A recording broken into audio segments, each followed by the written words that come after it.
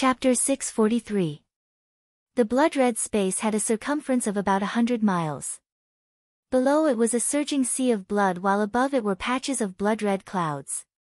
Just the sight of it was enough to make one's mind tremble and cause one's true spirit to almost collapse. Amidst the sea of blood and clouds of blood, a huge chair made of white bones floated in the air, and a bloody devil figure sat cross-legged on the chair. Beside him were dozens of naked women dancing like devils, and all kinds of strange postures could cause one's blood to boil, and they couldn't help but feel aroused. Wu Qi and Princess Zhanglu focused their minds and watched the devil figure silently.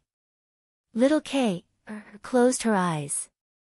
Her body was protected by a ring of bright, glass-like crimson flame, which prevented the devil's thoughts from invading. Her divine soul was also safe and sound. The flame on little Kay's body was the Phoenix clan's famous true spirit fire, Nan Mingli fire. It had many wonderful uses, and protecting one's mind was only a small part of it.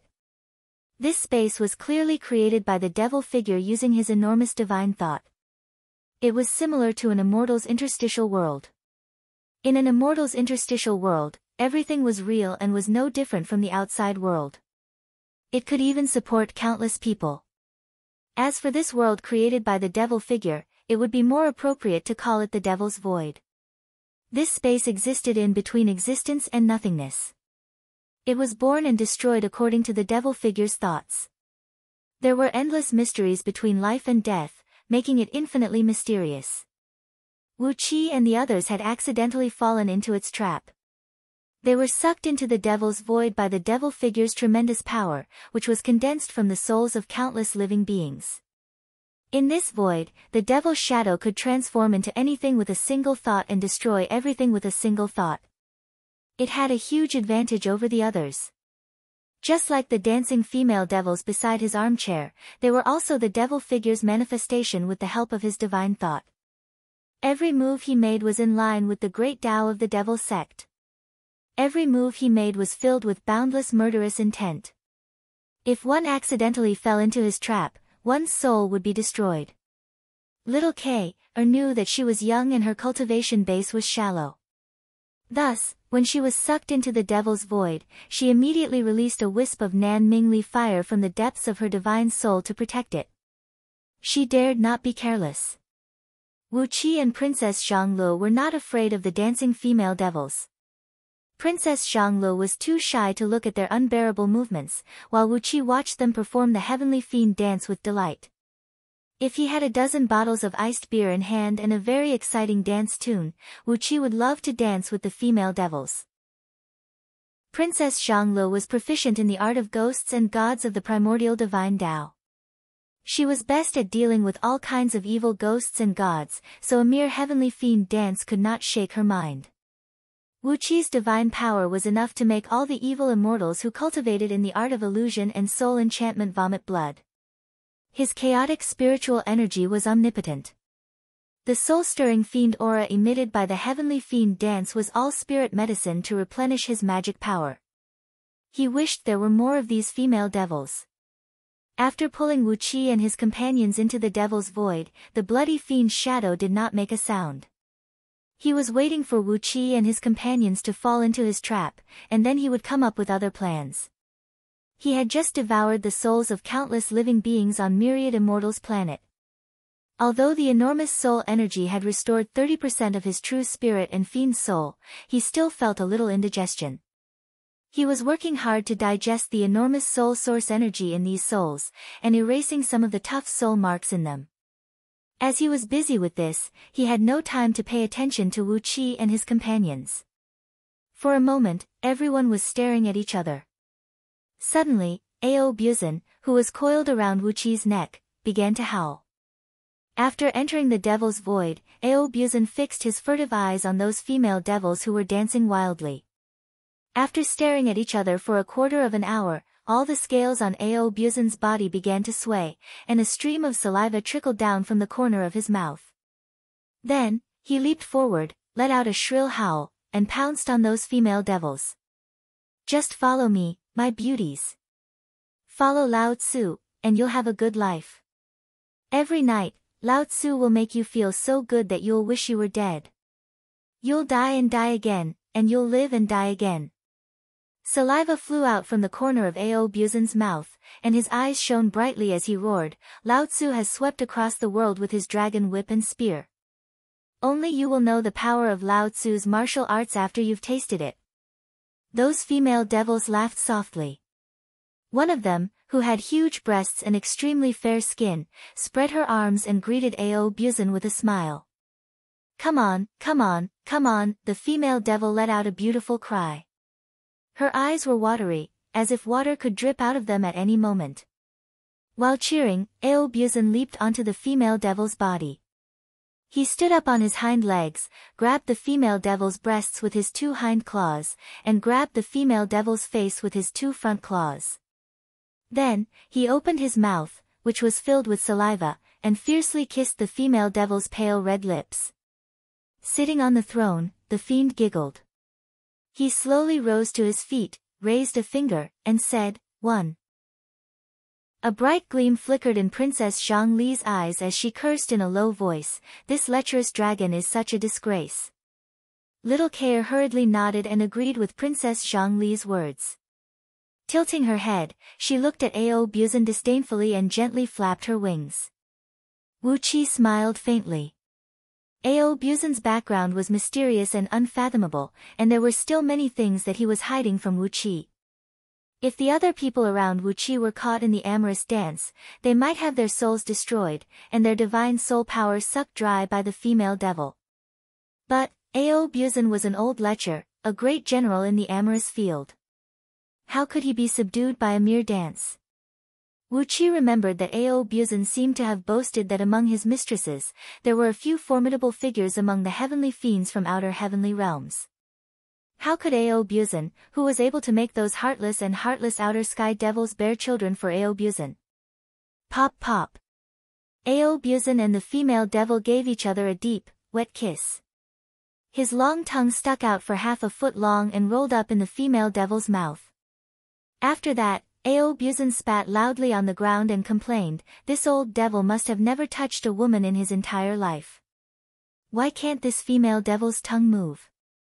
The tongue of this beautiful girl should be as nimble as a snake, as nimble as a fox, as smooth as sand, and as sweet as honey. That's the best. This stiff and cold tongue is like a braised pig's tongue. The devil, who had just risen to his feet, paused for a moment, then roared furiously, you're not enchanted by my magic. Ao Buzan gave a weird laugh. With a flash, his body, which was less than 2 feet long, suddenly transformed into a dark bolt of lightning and darted out. His right front claw expanded to the size of a cattail leaf fan, fiercely piercing into the lower part of the devil's body. Ao Buzan roared happily, you've underestimated Lao Tzu. Let me show you the flying dragon stealing peach palm that Lao Tzu used to shake the entire 3 realms, and even made the emperor of the celestial court tremble with fear. Suddenly, a black light flashed across Ao Buzan's right front claw, and then a mass of runes that looked like a colony of ants flashed across it, transforming into a plume of black smoke that enveloped the claw. He clenched his 5 claws and pulled them out. Along with a shrill howl, Ao Buzan pulled out a string of bloody things. After that, Ao Buzan immediately transformed into a dark beam of light and returned to Wu Qi's shoulder. The devil roared furiously at Ao Buzan, then growled in confusion, this is the void of fiend will created by my divine will. How could I be injured in this void of fiend will? My body in here is the manifestation of my true spirit and devil soul, and it doesn't have any bodily organs. How could you, how could you? With a mysterious smile on his face, Ao Buzan leisurely showed off the 3 bloody treasures in his hand. He chuckled and said, what has Lao Tzu not seen before? Back then, there was an idiot whose wife was stolen by Lao Tzu. He trapped Lao Tzu in the void of fiend will, trying to refine Lao Tzu's true spirit with his natal fiend flame. What a pity, what a pity. Lao Tzu is a talented genius. After being trapped in the void of fiend will for 3 months, he managed to comprehend the flying dragon stealing peach palm. Carelessly throwing away the 3 treasures, Ao Buzan wiped the blood off his claws on Wu Qi's shoulder, then said complacently, you shouldn't have used the void of fiend will to deal with Lao Tzu. Your true spirit and your true spirit are intertwined. Although Lao Tzu took out your true spirit and devil soul, the things he took out were the treasures of your true spirit. Wu Qi was struck dumb, Princess Zhanglu was stunned, and little Kair bowed her head and covered it with her wings. Ao Buzan laughed wildly and said, "Why don't you send a thread of your divine sense out to check if your true spirit has been castrated by Lao Tzu?" The bloody fiend howled miserably. Suddenly, his body turned stiff. Obviously, he had sent a thread of his divine sense out to check on his own body. Not long after that, the fiend began waving his hands and screaming wildly. Pointing his finger at Ao Buzan, he roared furiously, "Despicable! Shameless! Filthy! You! What is your background? How could you attack Patriarch's true spirit through the void of fiend will? You! How could you use such a vicious fiend technique?" Ao Buzan grinned, not bothering to explain anything to the fiend. Chuckling, Wu Qi instinctively clamped his legs together and gave Ao Buzan a fierce glare. After that, he pointed his right hand out and unleashed a large sheet of divine flame of order. Bringing with it a high temperature that could frighten all divine souls, fiend souls, evil ghosts, evil gods, and extraterrestrial fiends, the purple and green divine flame filled the entire void in an instant. Without hesitation, Princess Zhanglu raised both hands up high. The divine flame, which was thicker, hotter, better in quality, and more agile than the divine flame of order shot out from Wu Qi's body, transformed into several hundred fiery dragons and thrust out, cooperating with the divine flame unleashed by Wu Qi, wreaking havoc in the surroundings. The high temperature melted everything in this void. The blood clouds were burned through, the blood sea dried up, the evil girls turned into nothingness, and the throne turned into a wisp of smoke. The fiend let out a shrill howl, then roared in exasperation, "Divine flame of order! How could a junior like you possess such an innate divine flame? Bastard! How could you possess such an innate spirit item?" Wu Qi and Princess Zhanglu were too lazy to give any explanation to this fiend's soul. The monstrous divine flame of order converged inwardly, tightly wrapping the fiend's soul within. A miserable howl echoed out, as a large piece of the fiend's soul's body was suddenly burned off. The fiend's soul exploded abruptly, shooting out a beam of blood-red light and quickly escaping from the void of fiend will. The enormous soul power in the void had lost control, rolling and rocking chaotically in the void. Wu Qi, Princess Zhanglu, and Ao Buzan were struck with wild joy. Hastily, they exercised their divine abilities and absorbed the boundless soul power to their heart's content. In an instant, the three of them had shared the boundless soul power. After that, the void shattered, and their souls returned to their fleshly bodies. Chapter 644. On the blood cloud, Patriarch Jiang Yun and the others saw a beam of blood-red light shoot up into the sky, and then spread out in all directions. In the next moment, the huge snake Wu Qi had transformed into fell heavily to the ground, while Princess Zhanglu, Ao Buzan, and little Kair froze and fell to the ground as well. Before long, Patriarch Yuanhua could be seen sitting on an altar made of bones, with a tattered flag fluttering behind his back. The strong aura of blood almost made Patriarch Jiang Yun and the others pass out. Patriarch Yuanhua sat on the altar with a blank expression, his eyes dull and lifeless. Clearly, his divine sense had gone into the fiend void, and he had no reaction to what was happening outside. Bai Wu was horrified. She had just seen Wu Qi and Princess Zhanglu beat Patriarch Yuanhua to the point that he dared not show his face, and she thought they had finally found their savior.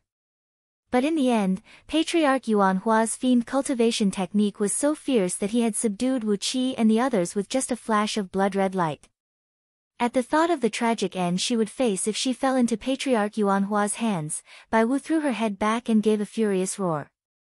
Plumes of white smoke sprayed out of her body as dozens of shuttle-shaped thunderbolts, each the size of a water tank, shot whistling out and smashed fiercely on Patriarch Yuanhua's body. The tattered flag fluttered slightly, and a sheet of blood-red light rushed out of Patriarch Yuanhua's body. The thunderbolts wheeled around him and flew off into the distance. A dull rumble of thunder could be heard coming from afar, and the thunderbolts seemed to have struck something. The dark clouds in the distance churned, and a faint white gleam flickered in the sky. Patriarch Jiang Yun cried out in alarm. With the flag protecting Patriarch Yuan Hua, Bai Wu could not hurt him at all. Patriarch Jiang Yun called out to Bai Wu and asked her to quickly remove the restrictive spells on the stone pillars. There were more than 20 heaven immortals from White Cloud Immortals sect and Tranquil Vimla sect here. If they joined forces, they still had a chance to kill Patriarch Yuan Hua. After all, Patriarch Yuan Hua was only relying on a tattered flag to protect himself.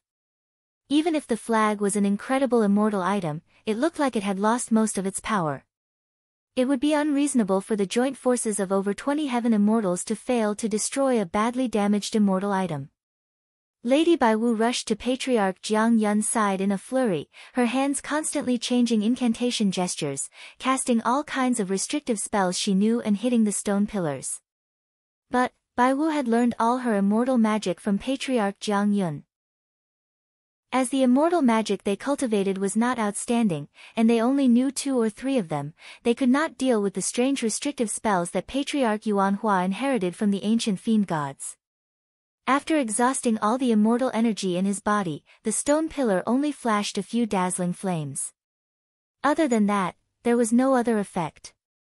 Bai Wu sat down on the blood cloud dejectedly, while Patriarch Jiang Yun threw his head back and let out a long sigh, tears of blood rolling down his cheeks. Clenching his teeth, Patriarch Jiang Yun stared at Bai Wu and cried out in a deep voice, "Bai Wu, go now. If you have the opportunity to cultivate the great Tao of Gold Immortals in the future, come back and avenge us. But, if not, just find a peaceful place and live a carefree life." It was as if Bai Wu's soul had flown away. She did not respond to Patriarch Jiang Yun's words at all. No matter how Patriarch Jiang Yun tried to persuade her, she just stared blankly at him, tears of blood rolling down her cheeks. Patriarch Jiang Yun could not help but stare blankly at Bai Wu as his lips trembled. Suddenly, he burst into tears and cried, "Heaven, Jiang Yun, have never done anything against heaven and reason in my life. Why am I being punished today? Heaven, why is heaven like this? Can you please open your eyes?" While Patriarch Jiang Yun was weeping and screaming, Qing Xian, Qing Shen, and Qing Yi, the 3 old Taoists, had a bellyful of grievances. Imprisoned on the stone pillars, they could not even cry if they wanted to. Tears streamed down their cheeks as the 3 old Taoists stared at the cloudy sky. They did not know who to tell their grievances to. Patriarch Jiang Yun had never done any evil deeds, and the same went for the 3 brothers. They had spent all their lives in minor heavenly circle realm, cultivating in a peaceful and steady manner, taking in a few apprentices and founding the Tranquil Vimla sect. But, they had never done anything like bullying the weak. Why did they have to suffer this fiend calamity? They were in secluded cultivation on Myriad Immortals planet, so how did they end up in a situation where they were meat on someone's chopping block? Suddenly, Bai Wu rose to her feet, gritted her teeth, and said to Patriarch Jiang Yun with a smile, "Don't worry, this old thief is not really impervious to fire and water." A sonorous sword cry rang out as a beam of sword light shot out from her forehead. It was a small sword, less than 1 inch and 2 inches long, glinting with a misty white light like a leek leaf. The sword gleamed nimbly, and its blade leaped like a fish. It was a very intelligent creature. When Patriarch Jiang Yun and Qing Xia saw the small sword, their faces flickered with chichis. The faces of Qing Xian and his brothers turned pale as well. They knew what Bai Wu was going to do. With a strange laugh, Bai Wu looked at Patriarch Jiang Yun and said, "If we are going to die, we will die together. How can I abandon my husband and sister and run away?"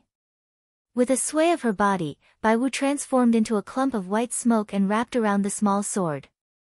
The sword emitted a dazzling white light and gradually began to absorb the smoke.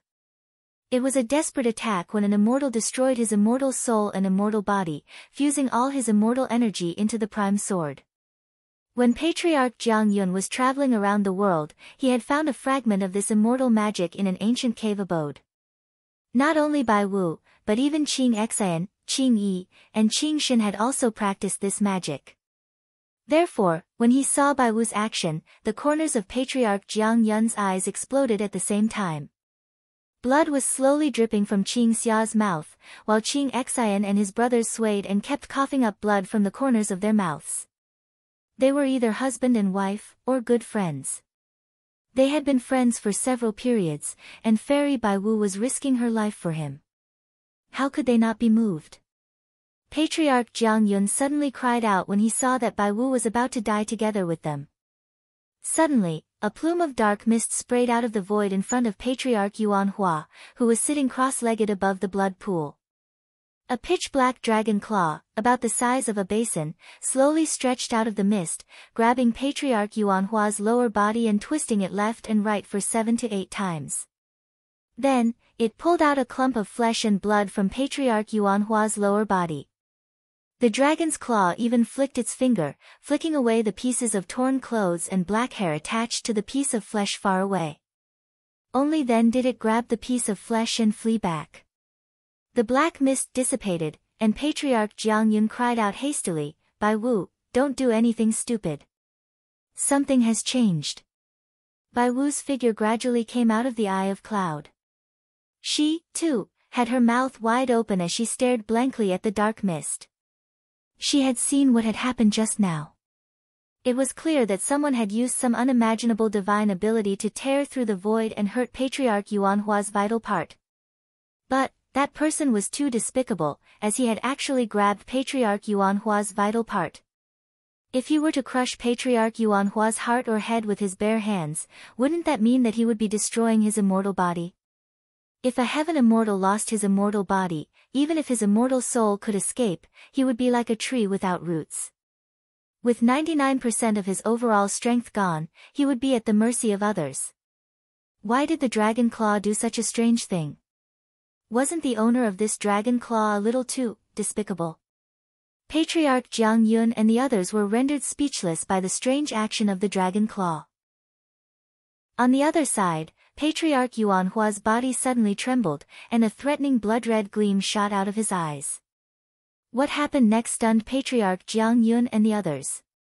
Patriarch Yuan Hua jumped to his feet with his arms around his crotch, howling at the top of his lungs as he fell to the altar with his arms around his crotch. His body twitched and rolled on the altar, and the pain was so great that snot and tears kept flowing out of his eyes and nose. Immortal cultivators had far better control over their bodies than mortals. Even if his vital part was severely injured, it should not be in such pain. As long as he exercised his cultivation technique to seal off the nearby meridians and nerves, he would not feel any pain at all.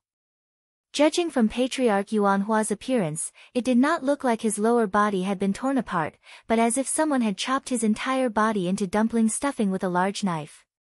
The ground suddenly trembled, and Wu Qi, who had transformed into 100,000 feet long dragon python, slowly raised his upper body. With a faint aura of ice and fire bursting out of his eyes, Wu Qi opened his mouth and said with a wry smile, "Why is it so painful? What did you do to me?" Ao Buzan stood on his hind legs on top of Wu Qi's head. "Nothing," he said with a complacent smile. Lao Tzu did not only hurt his fleshly body, but also tore off the corresponding part of his divine soul.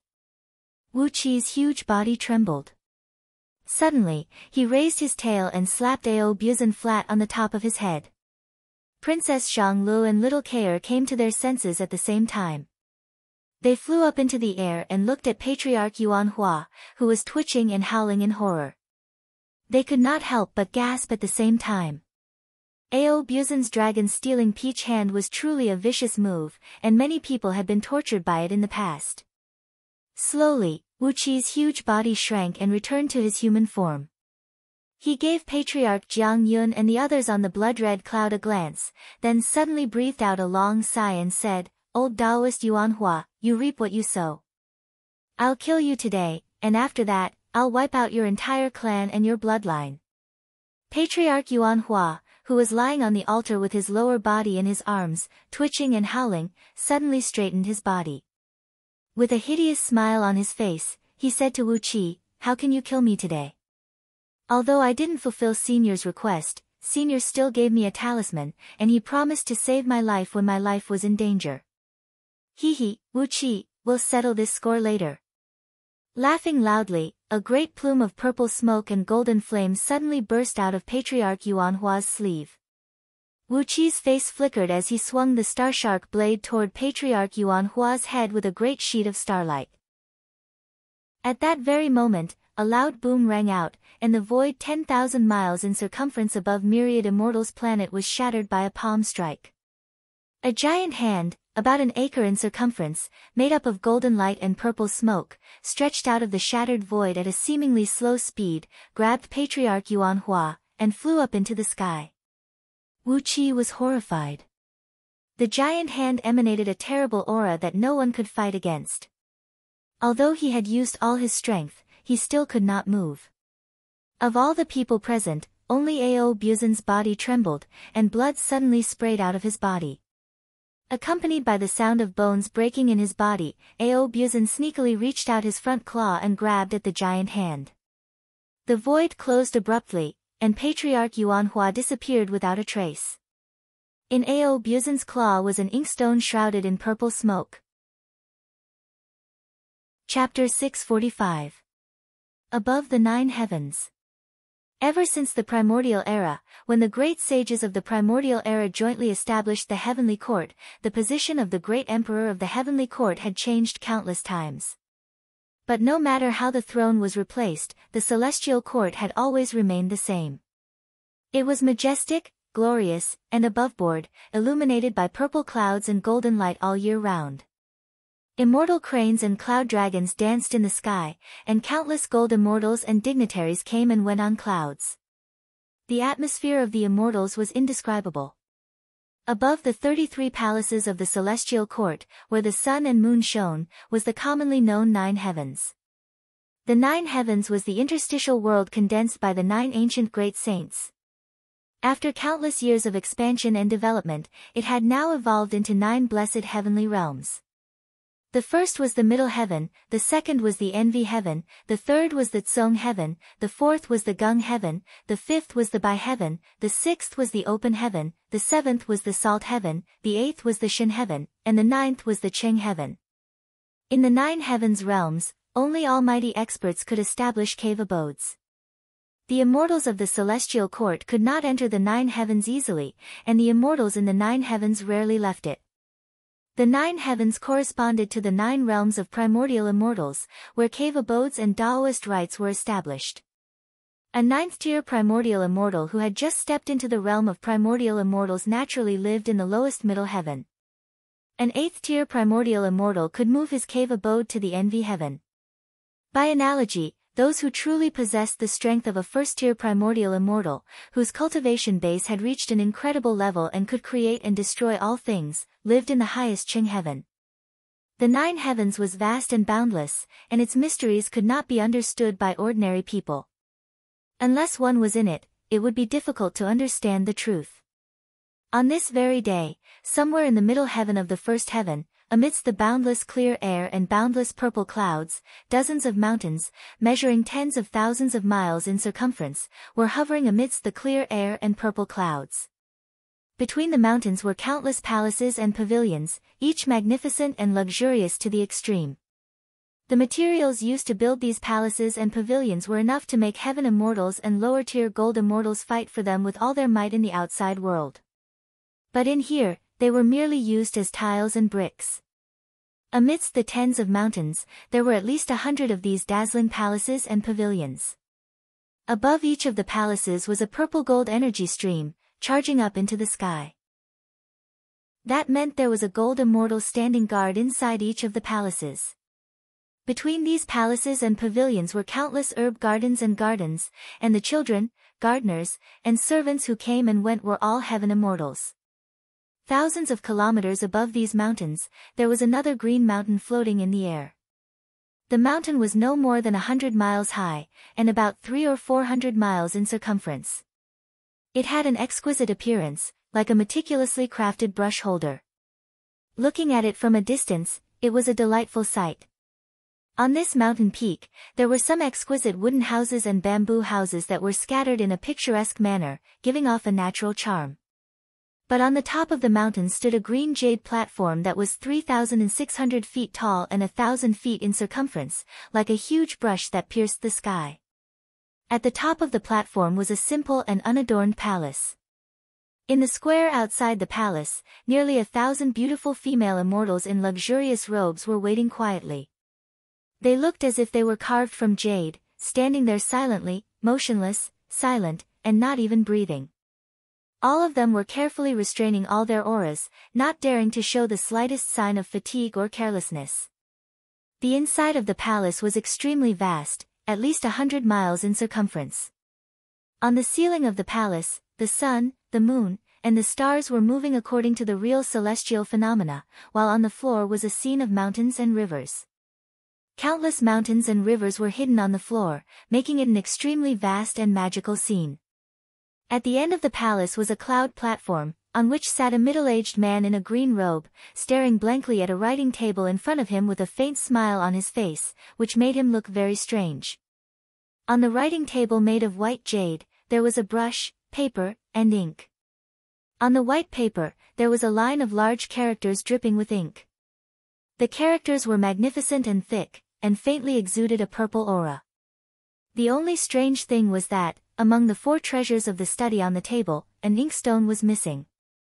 There were even a few drops of ink dripping onto the desk. They were like living creatures that were lightly rolling around on the smooth and flawless jade desk. They were as active as mercury beads. Interesting. The middle-aged man smiled and casually placed the brush on the writing rack. With a wave of his finger, the writing table disappeared without a trace.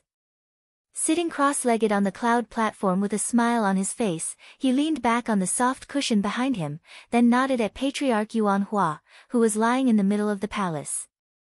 "I haven't seen you for so many years. How did you manage to cultivate a cultivation technique of the Fiend League?" Patriarch Yuan Hua stared blankly at the middle-aged man, a blood-red gleam flickering in his eyes. Suddenly, he struggled to his feet, kowtowed and begged the man. "Junior Yuan Hua offers greetings, Senior. I've suffered a lot, and I hope Senior can help me." The middle-aged man laughed. Then, he turned to the 30-odd immortals in Taoist robes standing in the hall and said, "Look, I told you that I've chosen a junior brother for you in the outer heavenly realm, and I was going to take him in when he stepped into the realm of Gold Immortal." In those years, he was cultivating a proper cultivation technique of the Tao League. But, after so many years, he has been possessed by the fiend. After a few laughs, the middle-aged man shook his head and said with a sigh, "Not only has he been possessed by the Fiend League, but he was also beaten to this state. TSK, the injury on your lower body is really strange. Not only your fleshly body was injured, but your soul was also injured. What a strange technique." Tears streamed down Patriarch Yuan Hua's face, and he kept kowtowing and saying, "Please help me, Senior. I was tricked by a few shameless juniors." The middle-aged man twitched his mouth, then shook his head and said, "Juniors? Not necessarily. I personally rescued you, but someone actually followed the traces I left behind and stole my most cherished purple inkstone." Shaking his head and laughing bitterly, the middle-aged man said in a deep voice, "Lord Lu, am not in a position to pursue this matter. I, a mighty primordial immortal, had my things stolen by a junior from the mortal realm. If word gets out, I won't be able to face anyone again." An old man in a Taoist robe stepped out of the great hall. He bowed and said, "Master, why don't you let the disciples handle this matter?" Waving his hand, Lord Lu said indifferently, "Why are you doing this? The outside world is in a state of chaos. Don't you think it's too troublesome for you to pay a visit? Someone is plotting a big game of chess. With just the strength of me and my 100 disciples, we can't afford to get involved. It's better for us to wait and watch the show, and then get a share of the pie when it's over. If we are really involved, it might be a catastrophe of heaven and earth." His facial muscles twitched a few times, and with a gloomy face, Lord Lu said in a low voice, "You haven't experienced it in those years. Every catastrophe of heaven and earth, even many primordial immortals will fall, and even the entire clan of the great emperors of the celestial court will be wiped out. You have no idea how terrible it is. Sighing, Lord Lu looked up at the ceiling and murmured, "Your ancestral master, my master, was a famous and almighty figure in those years, and he was also one of the 5 celestial emperors of the celestial court, the immortal who controlled the 5 divisions of wind, rain, thunder, and lightning in the celestial court." But in the last catastrophe, even the great celestial emperor and the 5 celestial emperors of the 5 directions were all killed. Frowning, Lord Lu shook his head and said, "At that time, I had 1,897 senior brothers and sisters, all of whom were famous gold immortals. Among them, eldest senior brother and second senior brother had the same cultivation base as me now. But when the catastrophe struck, in just 1,000 years, Master fell, and all my senior brothers and sisters died, leaving me alone." Taking a deep breath, Lord Lu shook his head and said, "We still have to retrieve the purple heart inkstone from Yuan Hua." Not allowing his disciples to speak, Lord Lu pointed his finger out, and the blood-red flag wrapped around Patriarch Yuan Hua soared into the sky and flew into his hand. Lord Lu ran his finger across the flag, and his expression changed abruptly. What a ferocious innate spirit item. What a pity. Who was the one who cut it into this state? What a pity. His eyes flashed like lightning bolts as he gave Patriarch Yuan Hua a glance, then cried out in a deep voice, "Yuan Hua, or Lord Blood Ocean." Yuan Hua's true spirit has fused with Lord Blood Ocean's remnant soul. You are actually the same person, and I'm too lazy to care about such a trivial matter. In the end, whether you are Patriarch Yuan Hua, Lord Blood Ocean, or ancient celestial fiend Li Shuezi, you are still my little disciple. Patriarch Yuan Hua was wild with joy. Hurriedly, he crawled a few steps forward, kowtowed and said, "Greetings, Master." "Greetings, Master. Master, please uphold justice for this disciple." Lord Lu narrowed his eyes, looking up at the ceiling and pondering for a long while. At last, he nodded slowly and said with a smile, "You can help me. But, you still have to rely on yourself. I can tell that although the flag is badly damaged, as long as you supply him with enough blood essence, he will be able to restore it to its original state." Patriarch Yuan Hua nodded and said, "Master, you have a keen eye." "That is indeed the case." Lord Lu laughed.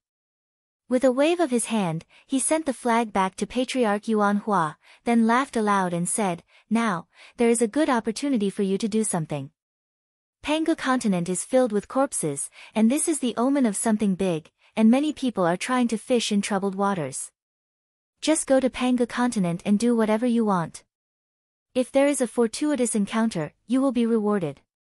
Patriarch Yuan Hua was taken aback, then he asked with a trembling voice, "What about that fellow, Wu Qi?" Lord Lu frowned. After counting with his fingers for a full quarter of an hour, his expression changed abruptly. "He. Lord Lu cried out in shock, "With my attainment, how could I not be able to divine this lad's fate? Even if there are some almighty experts who have joined forces to disturb the heaven secret, it is only for Wu Qi. According to what you said, he was just a nascent soul junior a few years ago, and those almighty experts are not disturbing the heaven secret for him. How could I not divine his situation?" Lord Lu tapped his fingers on his knee and said with a smile, "Interesting. Could it be that someone has been targeting him since long ago?" Waving his hand, Lord Lu said in a deep voice, "Yuan Hua, you are just a heaven immortal, and I've made an exception to take you as my disciple. You can do whatever you want when you go to Pangu continent. As for Wu Qi, I'll deal with him in the future." Lord Lu gave a strange laugh, then looked thoughtfully at the map of mountains and rivers on the floor. "He will definitely go to Pangu continent," he murmured under his breath. "Perhaps it won't be long before you meet him." With a wave of his hand, a dozen gold immortal items, glinting with a faint purple gold luster, flew before Patriarch Yuan Hua. Lord Lu asked Patriarch Yuan Hua to refine these gold immortal items, then casually waved his hand and tore open the void, sending Patriarch Yuan Hua straight to Pangu continent. Chapter 646. How could Wu Qi know anything about what was happening beyond the 9 heavens? The world of 9 heavens was derived from the interstitial world created by the ancient great saints. Unless one was a primordial immortal, even a peak-level gold immortal could not touch the world of 9 heavens without permission. Ordinary immortals did not even know the name of the world of 9 heavens, let alone what was happening inside. On Myriad Immortals' planet, Wu Qi and Princess Zhang were nervously exercising their divine abilities to create the Myriad Spirits' blood pool. The blood pool contained the blood essence of countless living beings on Myriad Immortals' planet. Apart from tens of thousands of longbow people who were lucky enough to survive, and some demons and fiends hiding in the mountains and oceans, all the blood essence of countless living beings on Myriad Immortals' planet was gathered here. After Patriarch Yuan Hua was taken away by Lord Lu, the blood pool lost control and was about to explode. Perhaps the explosion would turn the entire planet into ashes. How could Wu Qi allow such a thing to happen? If he sacrificed all the blood essence in the pool, that Lei Meng, the celestial fiend from the outer domain, would have to go to East Sea County to protect Wu Qi? It was difficult to describe the benefits of having such a powerful celestial fiend worshipped in a short time. In short, there were countless benefits. Therefore, Wu Qi and Princess Zhang were busy casting all kinds of restrictive spells. One had to prevent the blood pool from exploding, and the other had to prevent the blood pool from drying up. On top of that, the blood pool was filled with a towering aura of resentment. If they did not take good care of it, it would bring about unpredictable disasters. Little Kair stood blankly on Princess Zhang head, staring at the blood pool with disgust. The Phoenix bloodline had always been one of the noblest bloodlines in the world. Little Kair's aversion to all kinds of filth had been born in her mother's womb, so how could she tolerate such a foul and filthy blood pool? Ao Buzan, on the other hand, was sitting coiled on a large rock next to the pool of blood, laughing and holding a 2-foot-wide ink stone in his mouth. It was carved with an unknown stone and shrouded in a purple mist, with a silver gleam flashing faintly on its surface. His 2 front paws gently caressed the inkstone, like the most lecherous pervert caressing the tender skin of a young girl. Drool dripped from the corner of his mouth, and his shabby appearance was indescribable. This is too wonderful for words. It was actually an inkstone forged from the purple extreme vast sky stone above the 9th heaven. I can't believe it's an inkstone forged with the method of refining a primordial immortal artifact. Ao Buzan heaved a long sigh and said, "It's a pity that it hasn't formed an item spirit and is just a dead object. But this embryo is the embryo of a primordial unity fairy artifact." Ao Buzan loosened his mouth and weighed the inkstone with both paws, then clenched his jaws and said, "It weighs 360 million kilograms, but I've refined it with the flying feather technique to only weigh 3 taels and 6 chien. Even an ordinary mortal can pick it up easily. As long as I cast it with an incantation, the 4,900 layers of meteor-burning moon formation embedded in the inkstone will increase its weight by another 10,000 times." After calculating with his fingers for a long while, Ao Buzan shook his head and said, "Although it's not a primordial unity fairy artifact, its lethality is still very terrifying. It can easily shatter a star with just one strike. A weight of 36 quadrillion kilogram. Who else can hide such a deadly strike in such a small inkstone if he is not a primordial immortal?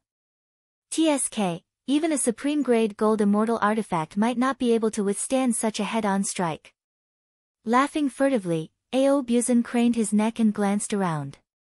When he found that Wu Qi did not seem to notice him, Ao Buzan quickly stuck out his long tongue, carefully made a small incision on the tip of his tongue with the tip of his paw, and dripped a few drops of his blood essence onto the inkstone.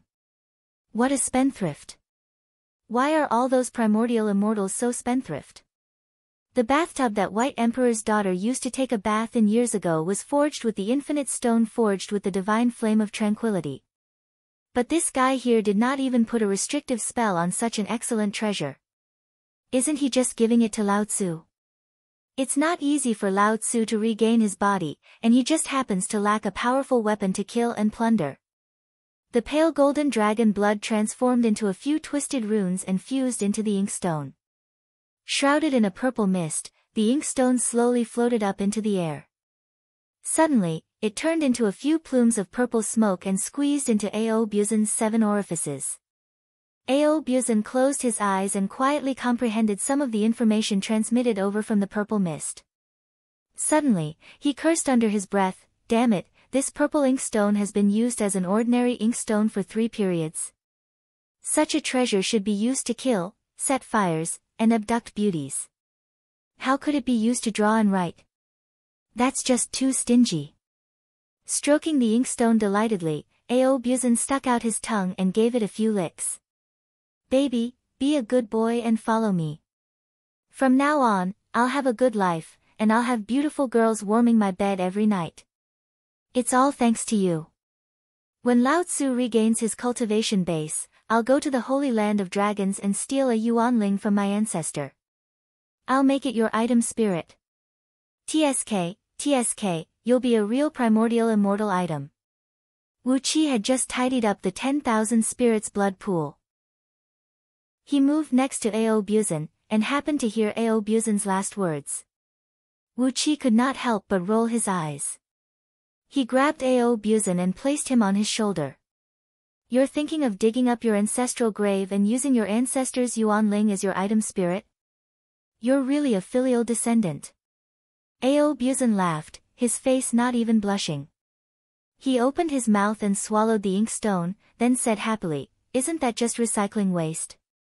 Since all of them are dead, leaving yuanling behind will only serve as a tool for future generations to worship, to pass on the divine abilities and mystic techniques of dragons.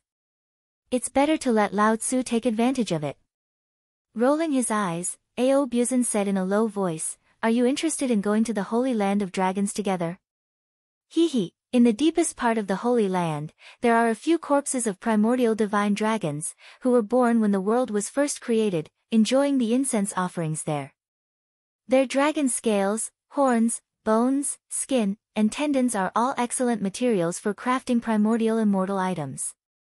Wu Qi's eyes lit up abruptly. He turned to give Xiang Ao a look, then twitched the corner of his mouth into a faint smile.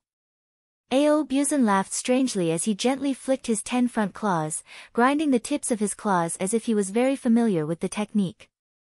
Wu Qi suddenly realized that Ao Buzan was just too adorable. How could he be so adorable? It was rare to see a descendant who could sell his ancestors' bones and flesh. They exchanged a glance, and then Chi-Chi let out a sneaky laugh. Wu Qi moved to a tree in front of them, then bowed solemnly to Patriarch Jiang Yun, who sat under the tree with a pale face and remained silent. Princess Xianglu was standing next to Bai Wu. Goddess Qing Xia had her arm around Bai Wu's shoulder, and the two of them were whispering something to each other. Wu Qi guessed that it was nothing more than the comforting words between women, and he was too lazy to eavesdrop with his divine ability. Before Patriarch Jiang Yun could react, Qing Xian and his 2 brothers from Tranquil Vimla sect hastily jumped to their feet with a dozen of their disciples, cupping their fists and thanking Wu Qi deeply. Countless words of gratitude were uttered. Qing Xian and the others knew very well that if not for Wu Qi and Princess Zhang Li's arrival, perhaps the entire Tranquil Vimla sect would have long been wiped out. These immortals from Tranquil Vimla sect were a little pedantic, and it was impossible for them to submit to Patriarch Yuan Hua and be his accomplices. Therefore, they were doomed to die under Patriarch Yuan Hua's butcher's knife. They had cultivated to the realm of heaven immortals, and if nothing went wrong, they would live a free and unfettered life, never falling into the cycle of transmigration. Wu Qi had saved them from the calamity of having their souls destroyed. Tranquil Vimla sect owed Wu Qi too much. Qing Xian gave Patriarch Wu Qi a look, then clenched his jaw and said resolutely to Wu Qi in a deep voice, "Fellow immortal Wu Qi, Tranquil Vimla sect owes you too much, and it's difficult for us to repay your kindness. If you need any help in the future, Tranquil Vimla sect will obey you without question." Qing Xian could tell that Wu Qi's current divine ability and magic power had exceeded the limit of his imagination. He had met Wu Qi many years ago, and he knew that Wu Qi was not a harsh or tyrannical man. It was a great thing for Tranquil Vimla sect to have Wu Qi as their backer. Wu Qi was overjoyed, and hastily said a few nice words to Qing Xian. Although Qing Xian's cultivation base was not strong, there was nothing much to say about his way of doing things. To put it bluntly, everyone in Tranquil Vimla sect was a group of honest and kind people. If such people were willing to submit to him, it would be a great thing to bring them into Underhand's sect. They were ready-made heaven immortals, and they could be put to good use with just a little training. So, why not? Only then did Patriarch Jiang Yun come to his senses. He sprung to his feet, his face flushed red as he stared at Wu Qi, unable to speak for a long while. After a full quarter of an hour, Patriarch Jiang Yun, whose face had turned as red as a pig's liver, gave a loud roar and dropped to his knees, kowtowing heavily to Wu Qi. Wu Qi, what I've done this time is against my conscience. In the end, I've harmed others and myself. The death of countless living beings on Myriad Immortals' planet is unforgivable. Patriarch Jiang Yun wailed painfully, I shouldn't have brought Patriarch Yuanhua here. I shouldn't have done this. What a pity, what a pity. Wu Qi was taken aback by Patriarch Jiang Yun's action. Without hesitation, he grabbed Patriarch Jiang Yun and shouted, what does this have to do with Patriarch Yuanhua? It is Patriarch Yuanhua's fault. What does it have to do with you? After capturing a large number of high-ranking disciples of Yuanhua sect on Green Cliff Planet and White Cloud Planet, Wu Qi had interrogated them with a soul-searching technique. He found out that Patriarch Jiang Yun knew nothing about Patriarch Yuanhua. Patriarch Jiang Yun was a filial and docile person, and everything he did was passive. It was Patriarch Yuanhua who forced him to come to Myriad Immortals' planet, and it had nothing to do with Patriarch Jiang Yun. Patriarch Jiang Yun had done nothing wrong in this matter. He was just an unlucky fellow who was powerless to resist Patriarch Yuanhua's violent threat. Besides, Wu Qi knew Patriarch Jiang Yun's character very well. Just like Qing Xian and the other two old Taoists, Patriarch Jiang Yun was an extremely pedantic old man in the world of cultivators, an unlucky fellow who deserved to be set up by others. Wu Qi held Patriarch Jiang Yun and comforted him, then turned to Patriarch Jiang Yun and asked, Patriarch, I've built up a foundation in the outside world, and the resentment in Myriad Immortals' planet is so strong that it's no longer a good place to live. Would Patriarch be willing to bring your disciples and follow me to start a business? At this moment, Patriarch Jiang Yun was at his weakest mental state, and Wu Qi had saved his entire clan. He owed Wu Qi a great favor. Then, he glanced around at the myriad spirits' blood pool, which was 100 times more terrifying than hell. He shuddered, then cupped his fist and bowed respectfully to Wu Qi together with Bai Wu and Qing Xia. Wu Qi laughed joyfully. Both White Cloud Immortal sect and Tranquil Vimla sect were now in his hands. Chapter 647. Patriarch Jiang Yun and the other 6 ancestral masters, together with a total of 24 heaven immortal disciples, had submitted to Wu Qi. Wu Qi was not stingy, either. He immediately taught Bai Wu and Qing Xia the cultivation technique of the Dark Yin Water Scripture, then taught Patriarch Jiang Yun, Qing Xian, Qing Shen, and Qing Yi the cultivation technique of the Song of Gale. As for their disciples, they were also taught accordingly. In addition to teaching them the mystic scriptures, Wu Qi also used the Tao imparting art of nascent divinity, which was found in the ancient great Tao of Heaven God. At the cost of his own divine soul, he forcibly poured his understanding of the heavenly Tao into their immortal souls, helping them greatly improve their cultivation bases. If it were in the past, Wu Qi would have suffered a great loss of energy if he used the Tao imparting art of nascent divinity, which would greatly harm his future progress. But, he had first absorbed the soul power of hundreds of millions of evil spirits on Panga continent, and then obtained the enormous power of fiend souls left behind by Patriarch Yuanhua in the myriad spirits' blood pool. Therefore, although it was very costly for him to use the Tao imparting art, it did not cause him much harm. Patriarch Jiang Yun and dozens of other heaven immortals sat cross-legged beside the blood pool, quietly comprehending the understanding of the heavenly Tao that Wu Qi had taught them. The blood cloud in the sky had disappeared. Wu Qi stood beside the blood pool, with Ao Buzan lying on his head, lazily inhaling and exhaling the purple ink stone, constantly sending his divine will into it to deepen the connection between him and it. Little Kaer stood blankly on Wu Qi's shoulder, and this was the expression of the so-called stupefied chicken. From time to time, wisps of flame would spray out of her nostrils. The crimson flame was as clear as melted glass, without any temperature, but it carried a terrible aura that made one's heart tremble. Dressed in a luxurious dress, Princess Zhanglu stood on the surface of the blood pool with the tip of her foot. Ripples kept spreading out on the mirror-like surface of the pool, with Princess Zhongli's toes as the center. The sun was shining brightly in the sky, and the piles of corpses around the blood pool kept giving off a foul stench. The blood pool looked so clear under the sunlight that it looked like a huge blood-colored gem, so strangely beautiful that it was suffocating. Wu Qi put his hands under his sleeves and looked up at the sky indifferently. When the sun moved to the middle of the sky, Wu Qi nodded and said, "Zi Xian, you can start." Patting Ao Buzan and little K, on the head, Wu Qi said in a deep voice, "Let Ao Buzan recover some of his strength first, then help little K, purify her bloodline so that she can become a pure-blooded phoenix as soon as possible. After this is done, Ao Buzan, little K, both of you will give me a strand of your bloodline." Ao Buzan and little K, responded in unison. Ao Buzan wagged his tail excitedly while little K, pecked Wu Qi's head intimately. The Myriad Spirits blood pool was formed by the blood essence of all the living beings on Myriad Immortals planet, and the amount of blood essence it contained was immeasurable. Sacrificing these blood essences and the nearby corpses to Lei Meng would undoubtedly bring him tremendous power. There was a limit to how much energy Patriarch Jiang Yun and the others could improve, so he decided to let Ao Buzan and little Kea reap the benefits first. As for Wu Qi and Princess Zhanglu, they had already reached the threshold of Gold Immortal Realm, and no external force could help them break through the realm. They could only rely on themselves.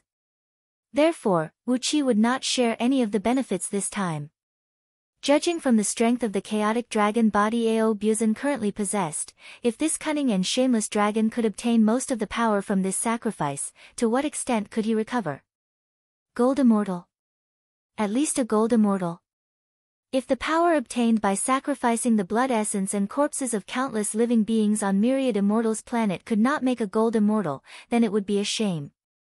As Wu Qi spoke, Princess Zhanglu slowly raised her hands and began to recite the incantation of the blood sacrifice. Gusts of chilly wind came blowing from all directions, causing tiny ripples that looked like fish scales to appear on the surface of the Myriad Spirits blood pool. Vaguely, shrill howls could be heard coming out from under the ground, and the sky was covered with dark clouds and mist. The dazzling sun was obscured by the clouds and mist, turning the surroundings gray and hazy. From the hills, lakes, and forests of Myriad Immortals planet, a large number of Yin deities slowly walked out, exercising their divine abilities and flying toward the pool. The incantation of Princess Zhanglu could not only attract celestial fiends from outer domains, but also mobilize these Yin deities and demonic ghosts. Before long, more than 10 million Yin deities and demonic ghosts had gathered around the pool. Wu Qi exercised his chaotic divine eyes and stared in astonishment at these densely packed Yin deities and demonic ghosts. At the same time, more Yin deities were flying toward the pool along with the chilly wind.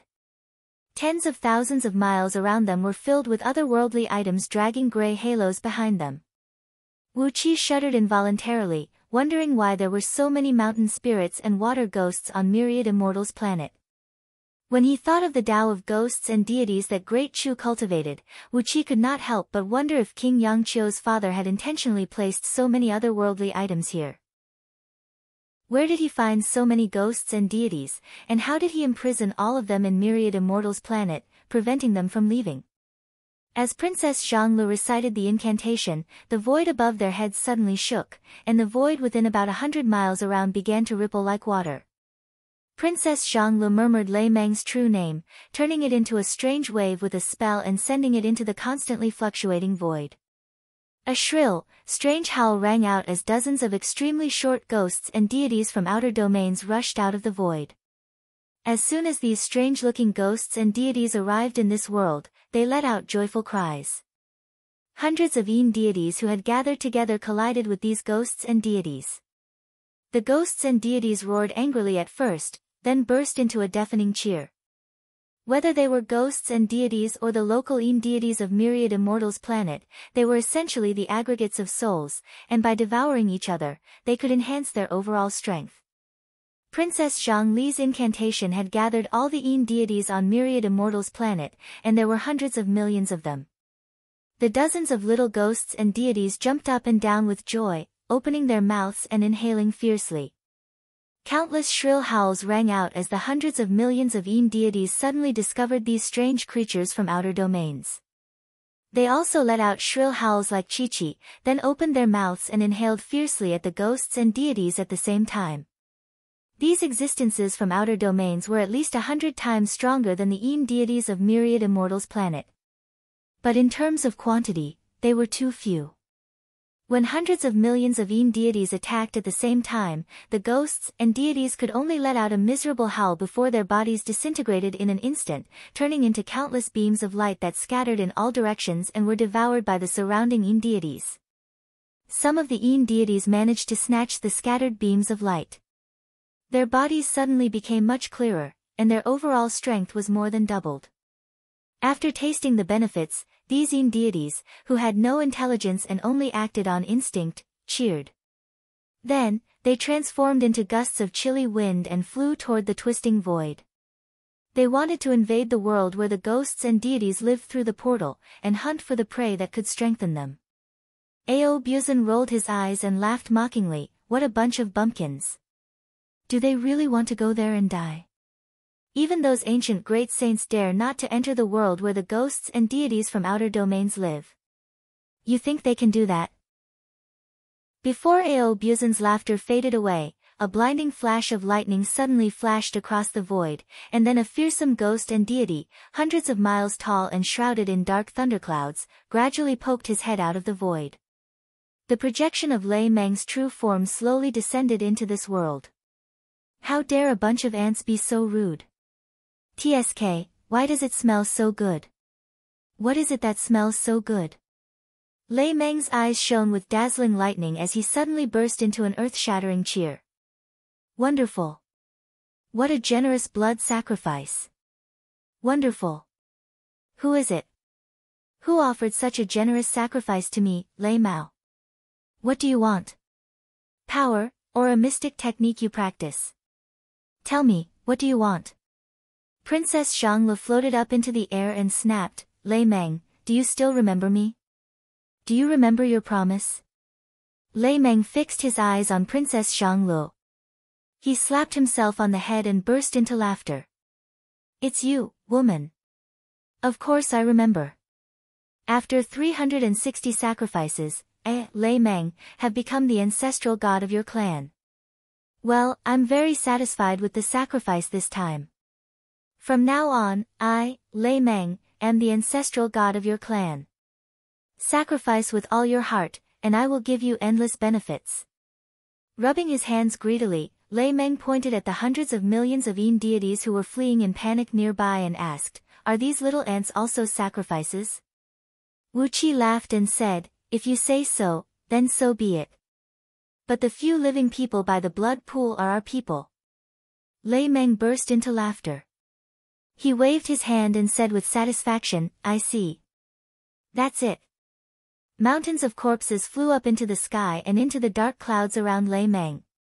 Wu Qi opened his chaotic divine eyes and saw through the dark clouds. Behind the dark clouds was a vast wasteland filled with thunderclouds, and the corpses were falling toward it.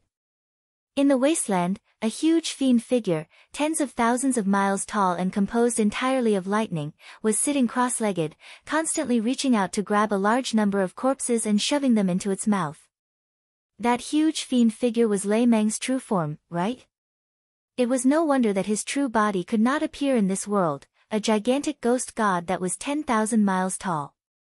In just a few breaths of time, countless corpses were sucked dry. Then, monstrous waves rose from the myriad spirits' blood pool, and a great amount of blood soared into the sky and plunged into the thunderclouds. Along with the blood, countless ghosts were sucked away. They let out shrill wails as they were sucked clean by Lei Meng's divine ability. Lei Meng joyfully received all the sacrifices, then burst into laughter and said, "Now, it's time for me, the ancestor god, to give you back. Accept the power. To us, the power you need is just the waste produced after digesting the blood essence. It is of no use to me, but to you, it is too precious." As he laughed wildly, a stream of blood-red light poured down from the sky. In the void, with myriad immortals' planet as the center, countless bolts of lightning were making loud crackling noises, forming a huge thunder formation over 10 million miles in diameter around the planet. A terrible force of thunder was brewing in the formation, and in the center of the thunder formation, directly facing myriad immortals' planet, a huge, merciless eye was slowly opening. A heavenly tribulation had arrived, and it was the myriad thunder wrath that only existed in the legends. Chapter 648. Outside myriad immortals' planet, a huge and frightening thunder formation was taking shape. Although it was huge, its power was contained within. Tiny bolts of lightning interweaved in the void like living creatures, transforming into countless dazzling runes of thunder. Apart from the occasional beeping, there was no other movement in the void. The huge eye of heaven wrath slowly opened, and Lei Meng's figure was reflected in its deep purple-blue pupil. The endless acquired red yang energy of death in the red flaming nether ocean around myriad immortals' planet was constantly being absorbed by the thunder formation, gradually being injected into the eye of heaven wrath, turning into tiny red bolts of lightning and storing in the depths of the pupil. The acquired red yang energy of death within 10,000 miles could only be condensed into a tiny lightning bolt the size of a hair, which showed how powerful it was. 18 immortals clad in green Taoist robes stood in a row above the thunder formation.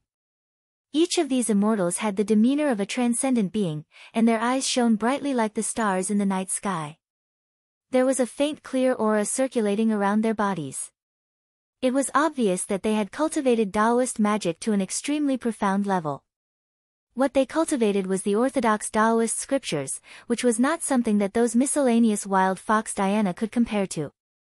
The leader of the group of immortals was an old Taoist with white hair.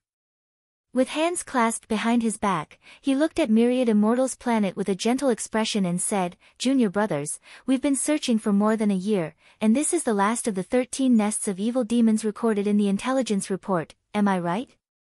A young Taoist said with a smile, "Indeed. We've been running around for more than a year, and we're all tired. When we're done with this mission, we'll return to Green City and hand in the order. We'll be rewarded handsomely for this meritorious service." The group of immortals roared with laughter, each of them wearing a very proud expression. The old Taoist shook his head and sighed. "Those evil demons are very cunning. I'm afraid this flaming nether ocean was designed by them many years ago. If we hadn't gotten the detailed intelligence report this time, how could we have known that those evil demons were hiding here?" The youngest of the 18 immortals looked at the old Taoist curiously. "Senior Marshal Brother Zhu Cheng, where did these demons come from? On this trip, we have already destroyed 12 large planets. Including this planet, that will be 13. There are countless civilians on every planet. Do we have to bear the consequences of this slaughter?" The old Taoist Zhu Cheng shook his head with a smile and said to the young Taoist, "What do you mean? Subduing demons and devils was a business that accumulated great merit. How could it be sinful? As for the origins of these demons, we'll have to start with our Qingqing ancestral master." The old Taoist Zhu Cheng, who had the demeanor of an elder, was about to explain to his junior martial brothers about the origin of these demons, as well as the great harm they could cause to all heavenly realms, and the fact that if they were left alone, they could cause a great calamity that could wipe out all living beings. But, before he could say anything, the eye of heaven wrath had sucked away all the acquired red sun death energy within a radius of millions of miles, and in the pupil was a thunder talisman the size of a rice bucket, glowing faintly and emitting no energy fluctuation. The thunder talisman had a good origin. It was called the 33 Heavens Purple Skies Primordial Clear Sound Divine Thunder. It was a core thunder pattern formed by the heavenly lord of the thunder sect, who controlled all the power of thunder in the world. It was a dharma artifact of the thunder sect that was passed down from the ancient times and gathered all the power of the 800 immortal lords under the thunder sect. The so-called core thunder talisman was actually a seed of thunder magic. Once it was stimulated, it could automatically extract the surrounding natural energy and inject it into the thunder talisman, which would eventually evolve into a terrible heaven wrath with a power so great that it could destroy a planet. The 18-old Taoist Zhu Cheng and his companions had obtained 13 thunder talismans from their seniors, each of which could destroy a planet and wipe out all the living beings on it. If one of the thunder talismans missed its target, Zhu Cheng and his companions would have to kill it themselves. However, Zhu Cheng did not think it was possible for the thunder talisman to miss its target. The Eye of Heaven Wrath in the Void was a gold immortal item created by the Thunder sect of the Celestial Court based on the legendary divine item of the Heavenly Tao. The Eye of Heaven Wrath was like the barrel of a gun, and the Thunder Talisman was like the bullet in the barrel. When the two were combined, it could unleash a strike that was comparable to that of a gold immortal. How could the power of a gold immortal miss its target? It was clearly stated in the intelligence that the strongest cultivators in these 13 layers were merely peak-stage nascent divinity realm. Using the power of a gold immortal to fight a nascent divinity cultivator was like using a cannon to kill a mosquito. If it were not for the purpose of completely wiping out the weeds and eliminating the root of the problem, how could the Thunder sect give such an important artifact of the Celestial Court to Zhu Cheng and his companions? There were only 108 copies of the Eye of Heaven Wrath created by the Thunder sect in the entire Celestial Court. When they were combined, they formed the 33 Heavens Purple Skies Qian Yuan Thunder Zouwu Demon Slaying Formation of the Thunder sect of the Celestial Court. It was an important artifact of the Celestial Court, and could not be easily taken out of the Celestial Court. Old Taoist Zhu Cheng felt very proud to be able to bring an Eye of Heaven Wrath with him and use the lightning pattern of the 33 Heavens Violet Night Qian Yuan Clear Sound Zhu Ming Divine Thunder to kill more than a dozen stars. If he could complete this task perfectly, he would definitely be handsomely rewarded when he returned to the sect. Heaven Wrath of 10,000 Thunders. Zhu Cheng laughed out loud. Although it is not the real Heaven Wrath of 10,000 Thunders generated by the Heavenly Tao, it is just an imitation of the divine thunder of Heaven Wrath by the Thunder sect. But even after watching it over 10 times, I still can't get tired of it. Junior brothers, take a closer look. This divine thunder of Heaven Wrath is filled with countless mysteries. If you can comprehend one or two of them, it will bring great benefits to the thunder art of Green City. There was no need for old Taoist Zhu Cheng to say anything. The group of Taoists all stared fixedly at the Eye of Heaven Wrath. They looked as if they wanted to rush down and hug the Eye of Heaven Wrath so that they could figure out its secrets. While the group of old Taoists were staring at the Eye of Heaven Wrath, the Thunder Talisman, which had accumulated enough power of thunder, had silently shot out from the Eye of Heaven Wrath. The Thunder Talisman had absorbed the acquired red yang qi of death within a circumference of millions of miles, and the thunderbolts it condensed into were extremely violent. However, when the Thunder Talisman shot out of the Eye of Heaven Wrath, it gave everyone a feeling that it was slow and gentle, like a gentle and leisurely scholar or lady going for an outing in the early spring. After that, countless thunderbolts shot out of the Eye of Heaven Wrath, causing the entire thunder formation to tremble violently. Wave after wave of thunderbolts followed closely behind the Thunder Talisman and swept toward Myriad Immortals' planet. However, these thunderbolts, which were filled with an aura of destruction, slowly descended from the sky. Just like the Thunder Talisman, they were filled with an indescribably gentle aura. Tens of thousands of miles thick bolts of lightning gently enveloped the entire Myriad Immortals' planet, wrapping it up tightly and securely. The Thunder Talisman, which had absorbed countless acquired red yang qi of death, slowly flew into Myriad Immortals' planet's atmosphere, heading toward Lei Meng, who had the strongest magical power and aura on the planet. The tens of thousands of miles thick thunderbolts outside Myriad Immortals' planet began to compress inwardly, pressing closer to the ground. Gradually, they shot out countless tiny light threads, which attached themselves to the Thunder Talisman. On the surface of Myriad Immortals' planet, Lei Meng was sprinkling a vast amount of blood-red light. As Lei Meng had said, the ghosts and deities of the outer heavenly realms were completely different from the immortals. They devoured blood essence and souls, just like how humans ate food. It was their physiological need, and also the best way for them to improve their overall strength. But, after they digested the blood essence, souls, and flesh, their bodies would absorb the energy they needed, and at the same time, release a great deal of waste. It was like when a human ate, there would be something to defecate, or when a human breathed, there would be carbon dioxide expelled. The waste released by Lei Meng and the others was the purest immortal energy and natural energy. Lei Meng and the other ghosts and deities from the outer heavenly realms were the best energy converters. As long as they were provided with enough offerings, they would be able to give back sufficient immortal energy and natural energy, bringing great benefits to the person who offered them. That was exactly what was happening at the moment. Patriarch Jiang Yun and the other 30 immortals from the two sects were hovering in midair, with the blood-red light constantly fusing into their bodies. Their faces were filled with both pain and pleasure, and the immortal energy in their bodies was growing rapidly at a speed that they dared not even dream of. Especially after Wu Qi had forcibly improved their cultivation base at the cost of his divine soul. Although the immortal energy was pouring into their bodies at an extremely fast speed, their immortal bodies were actually able to withstand the mighty immortal energy.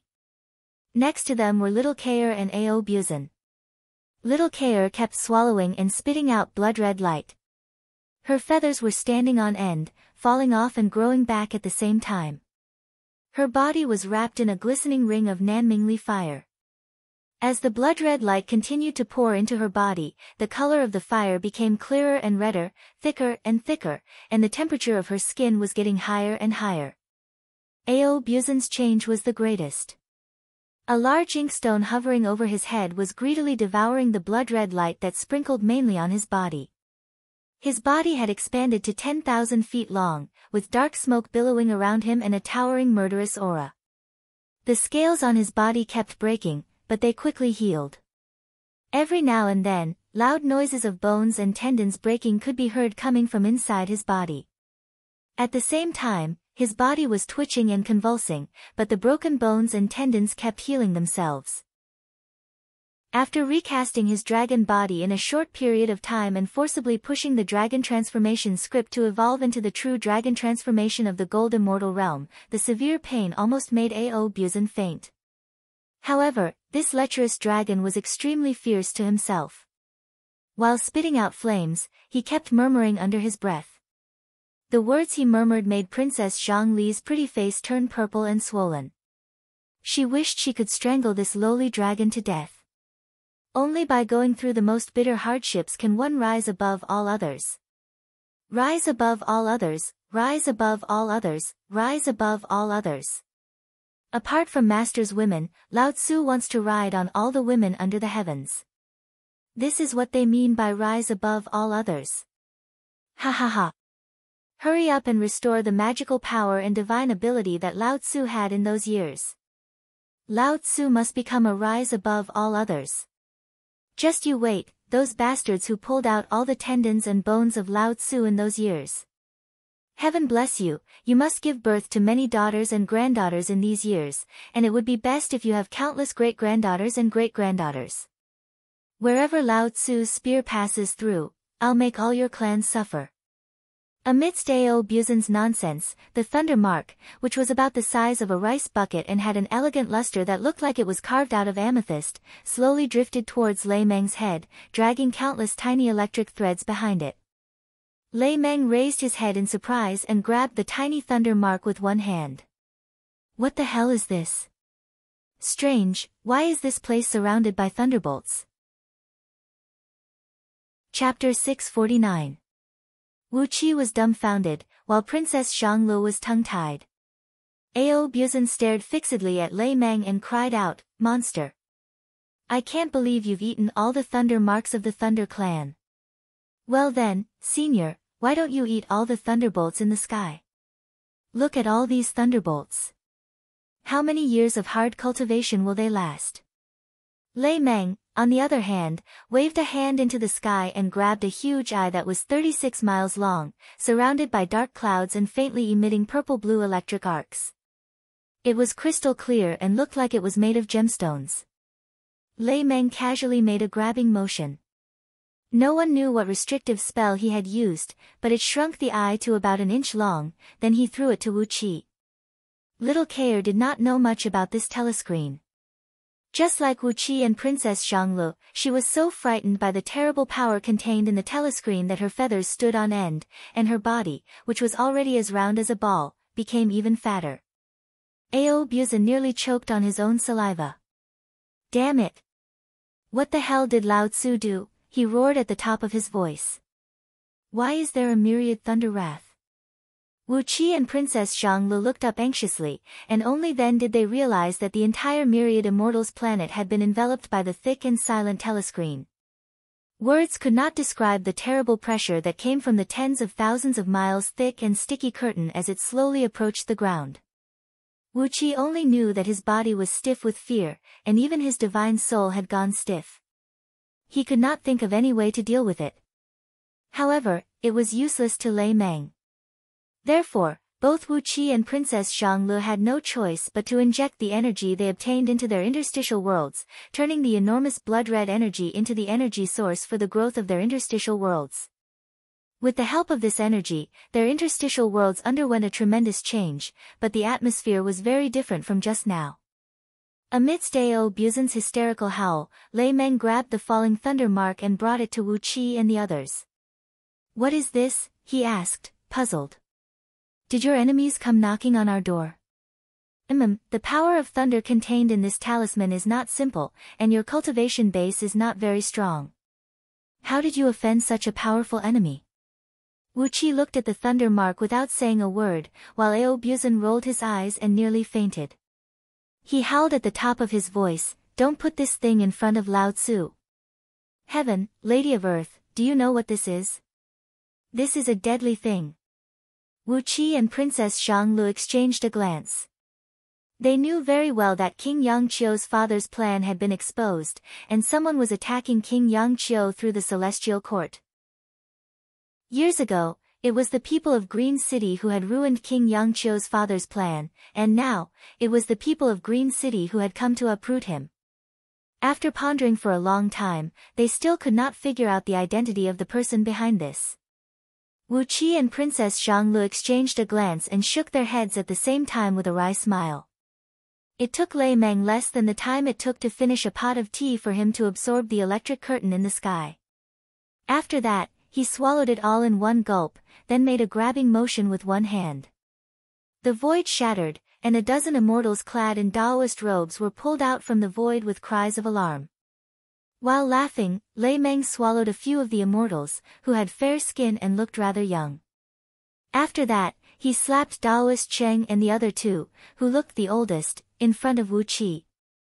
He could not believe that they had brought an Eye of Heaven wrath crafted by the Thunder sect to destroy 13 planets inhabited by evil demons.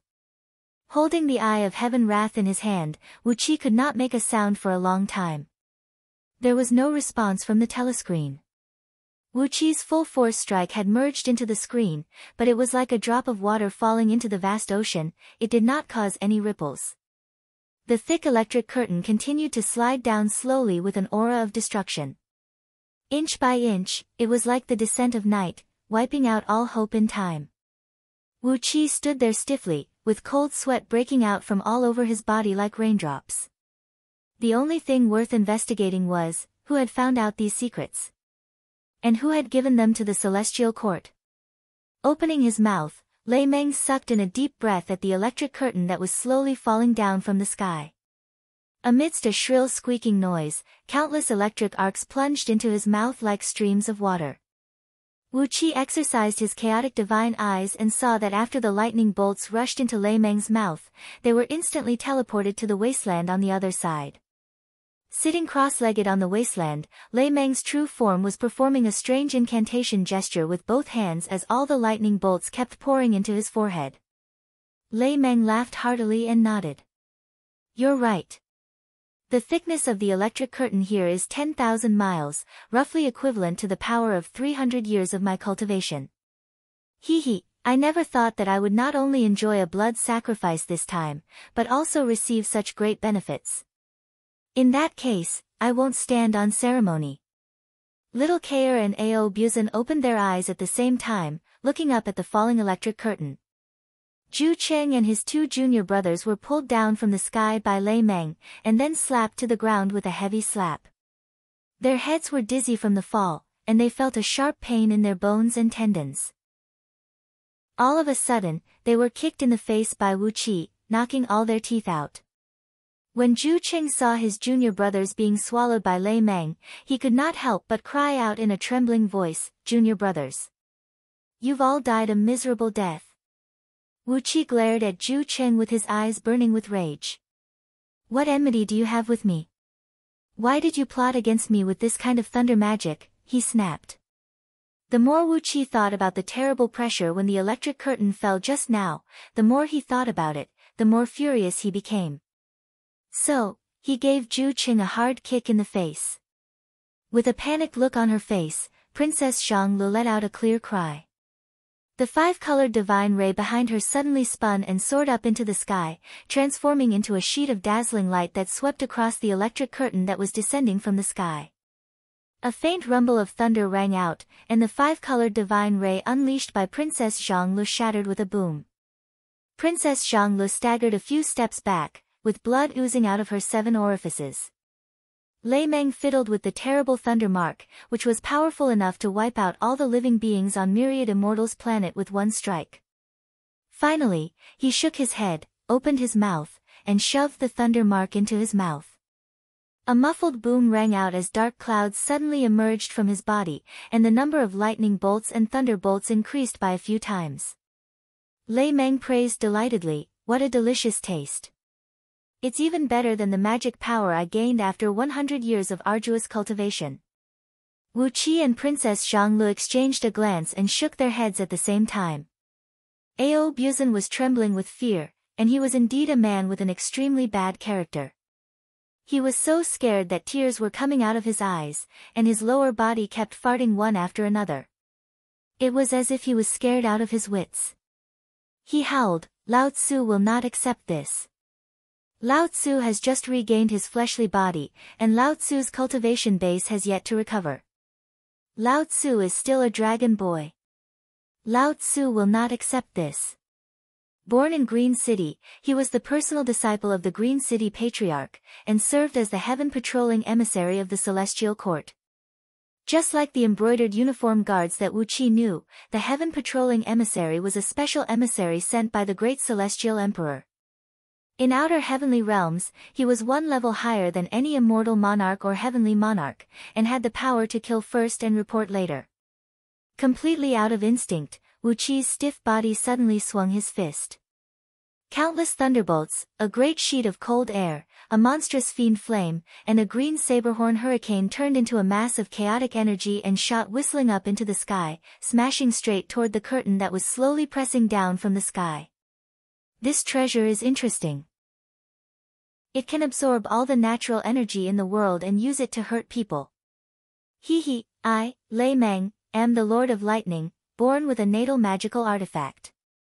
TSK, I have no use for this treasure, so I'll just give it to you as a reward for the blood sacrifice. Blinking his eyes, Ao Buzan suddenly burst into laughter. It's fine, it's fine. This is not the real Myriad Thunder Heavenly Tribulation, but a fake made by the Thunder Department of the Celestial Court. This strike is at most equal to the full force strike of a 12th tier gold immortal. It is far weaker than the real Myriad Thunder Heavenly Tribulation. The real Myriad Thunder Heavenly Tribulation unleashed by the Heavenly Tao can even kill a primordial immortal. Wu Qi and Princess Xianglu exchanged a glance and smiled bitterly. Their cultivation base had reached the limit that their bodies could bear. What they needed now was not the accumulation of magic power, but the improvement of their cultivation base. Lei Meng had injected them with a large amount of blood-red light, which was transformed into a surging magic power that poured into their bodies like a great river. But in fact, it did not do them much good. The star shark blade flew up, and the heads of Zhu Cheng and his 2 junior brothers flew up into the sky in a stream of blood. 3 bloody immortal souls soared up into the sky and were about to flee, but a few ghost flames shot out from Princess Zhang Li's fingertips and trapped them in midair. Shrill cries rang out from their souls. With the soul-searching technique of the Tao of ghosts and deities, Princess Xianglu had squeezed out a great deal of memories from their souls. Had it not been for Wu Qi, an anomaly who had turned the situation on Myriad Immortals' planet upside down, the emperors and ministers of the 6 dynasties would have long left the planet to develop themselves in the outside world. With the thunderous strike of Zhu Cheng and his companions, all the living beings on Myriad Immortals' planet would have been crushed to pieces, and all the arrangements made by King Yangqiu's father would have been turned to dust. In just the blink of an eye, a dazzling light burst out of Lei Meng's body, and his projection on Myriad Immortals' planet had grown twice as large as before, as if he had just eaten a great tonic. The blood-red light sprinkling down from his palms became several times denser. Not only did the blood-red light pour into the bodies of Patriarch Jiang Yun and his companions, Ao Buzan, and Little Kair, but it also went into Wu Qi and Princess Zhanglu with a deafening rumble. Zhu Cheng, who was coughing up blood, glanced around, and when he saw the blood in the pool of blood and the skeletons nearby, he could not help but scream, "Blood sacrifice! How many people have you killed as a blood sacrifice for the fiends from outer domains? The Celestial Court has explicitly forbidden the blood sacrifice of fiends from outer domains. Are you really not afraid of the punishment from the Celestial Court?" Wu Qi grabbed Ao Buzan by the neck and snapped, "Nonsense! Do we have any gold immortals here to defend against the full-force strike of a 12th-tier gold immortal?" Laughing wildly, Lei Meng pointed at Zhu Cheng and the other two old immortals and said, "They are the ones who are playing tricks. Hee, if I were not here, this thunderbolt of theirs would have killed all the living beings here, and even this planet would have been destroyed. These three are the managers, and I won't stand on ceremony with the rest. You can consider the flesh and blood that you brought to me as your blood sacrifice." Ao Buzan's long dragon whiskers straightened as he howled in a hoarse voice, "Heavens, Lao Tzu has forgotten that Lao Tzu does not have the cultivation base he once had. This is the eye of heaven's wrath forged by the Celestial Court's Thunder Sect. In those days, Lao Tzu thought it was nothing, but now, Lao Tzu is going to die here, and his soul will be destroyed, never to be reincarnated.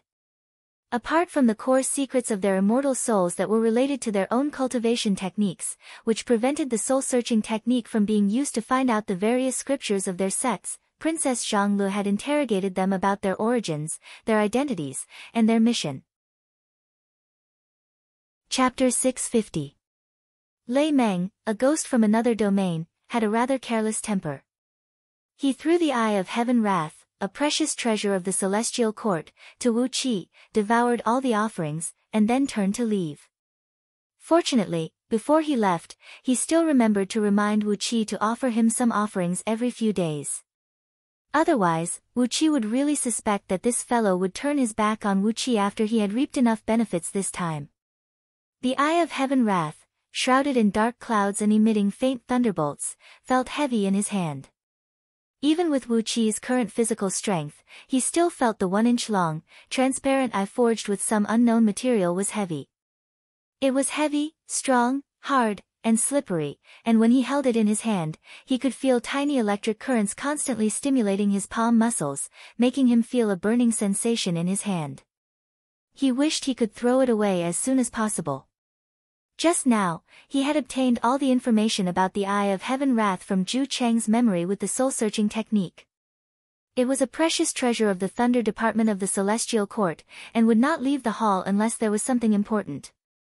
Without this Eye of Heaven Wrath, the Thunder Division's most powerful Demon Buster Array would be incomplete. Originally, the Demon Buster Array would be able to unleash 100% of its power. Now, only 10% of its power would remain.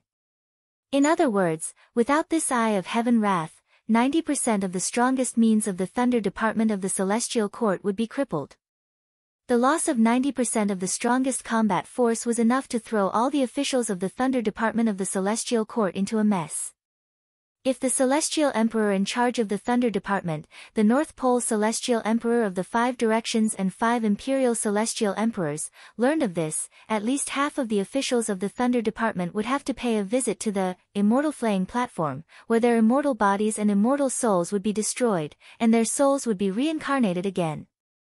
Whether they could still cultivate to become immortals in their next lives, or occupy a high position in the Celestial Court, was something that only God knew. Without this treasure, those Star Lords, Heavenly Lords, and Immortal Lords of the Thunder Division will go crazy. Wu Qi laughed strangely. Princess Zhanglu also looked at the Eye of Heaven's Wrath in Wu Qi's hand, not knowing what to do with this hot treasure. It would be a pity to discard it. When used alone, the power of this Eye of Heaven wrath was no weaker than an upper-grade gold immortal artifact. Moreover, thunder was the command of the heaven and earth, the most powerful force in the world. With the Eye of Heaven wrath in hand, it would bring endless benefits to an immortal cultivator. At least, he would not have to worry about the invasion of evil fiends. However, if he kept this treasure in his hands and the Thunder clan pursued the matter, it would be a huge problem. The Thunder Department of the Celestial Court was the most powerful department among all the departments of the Celestial Court.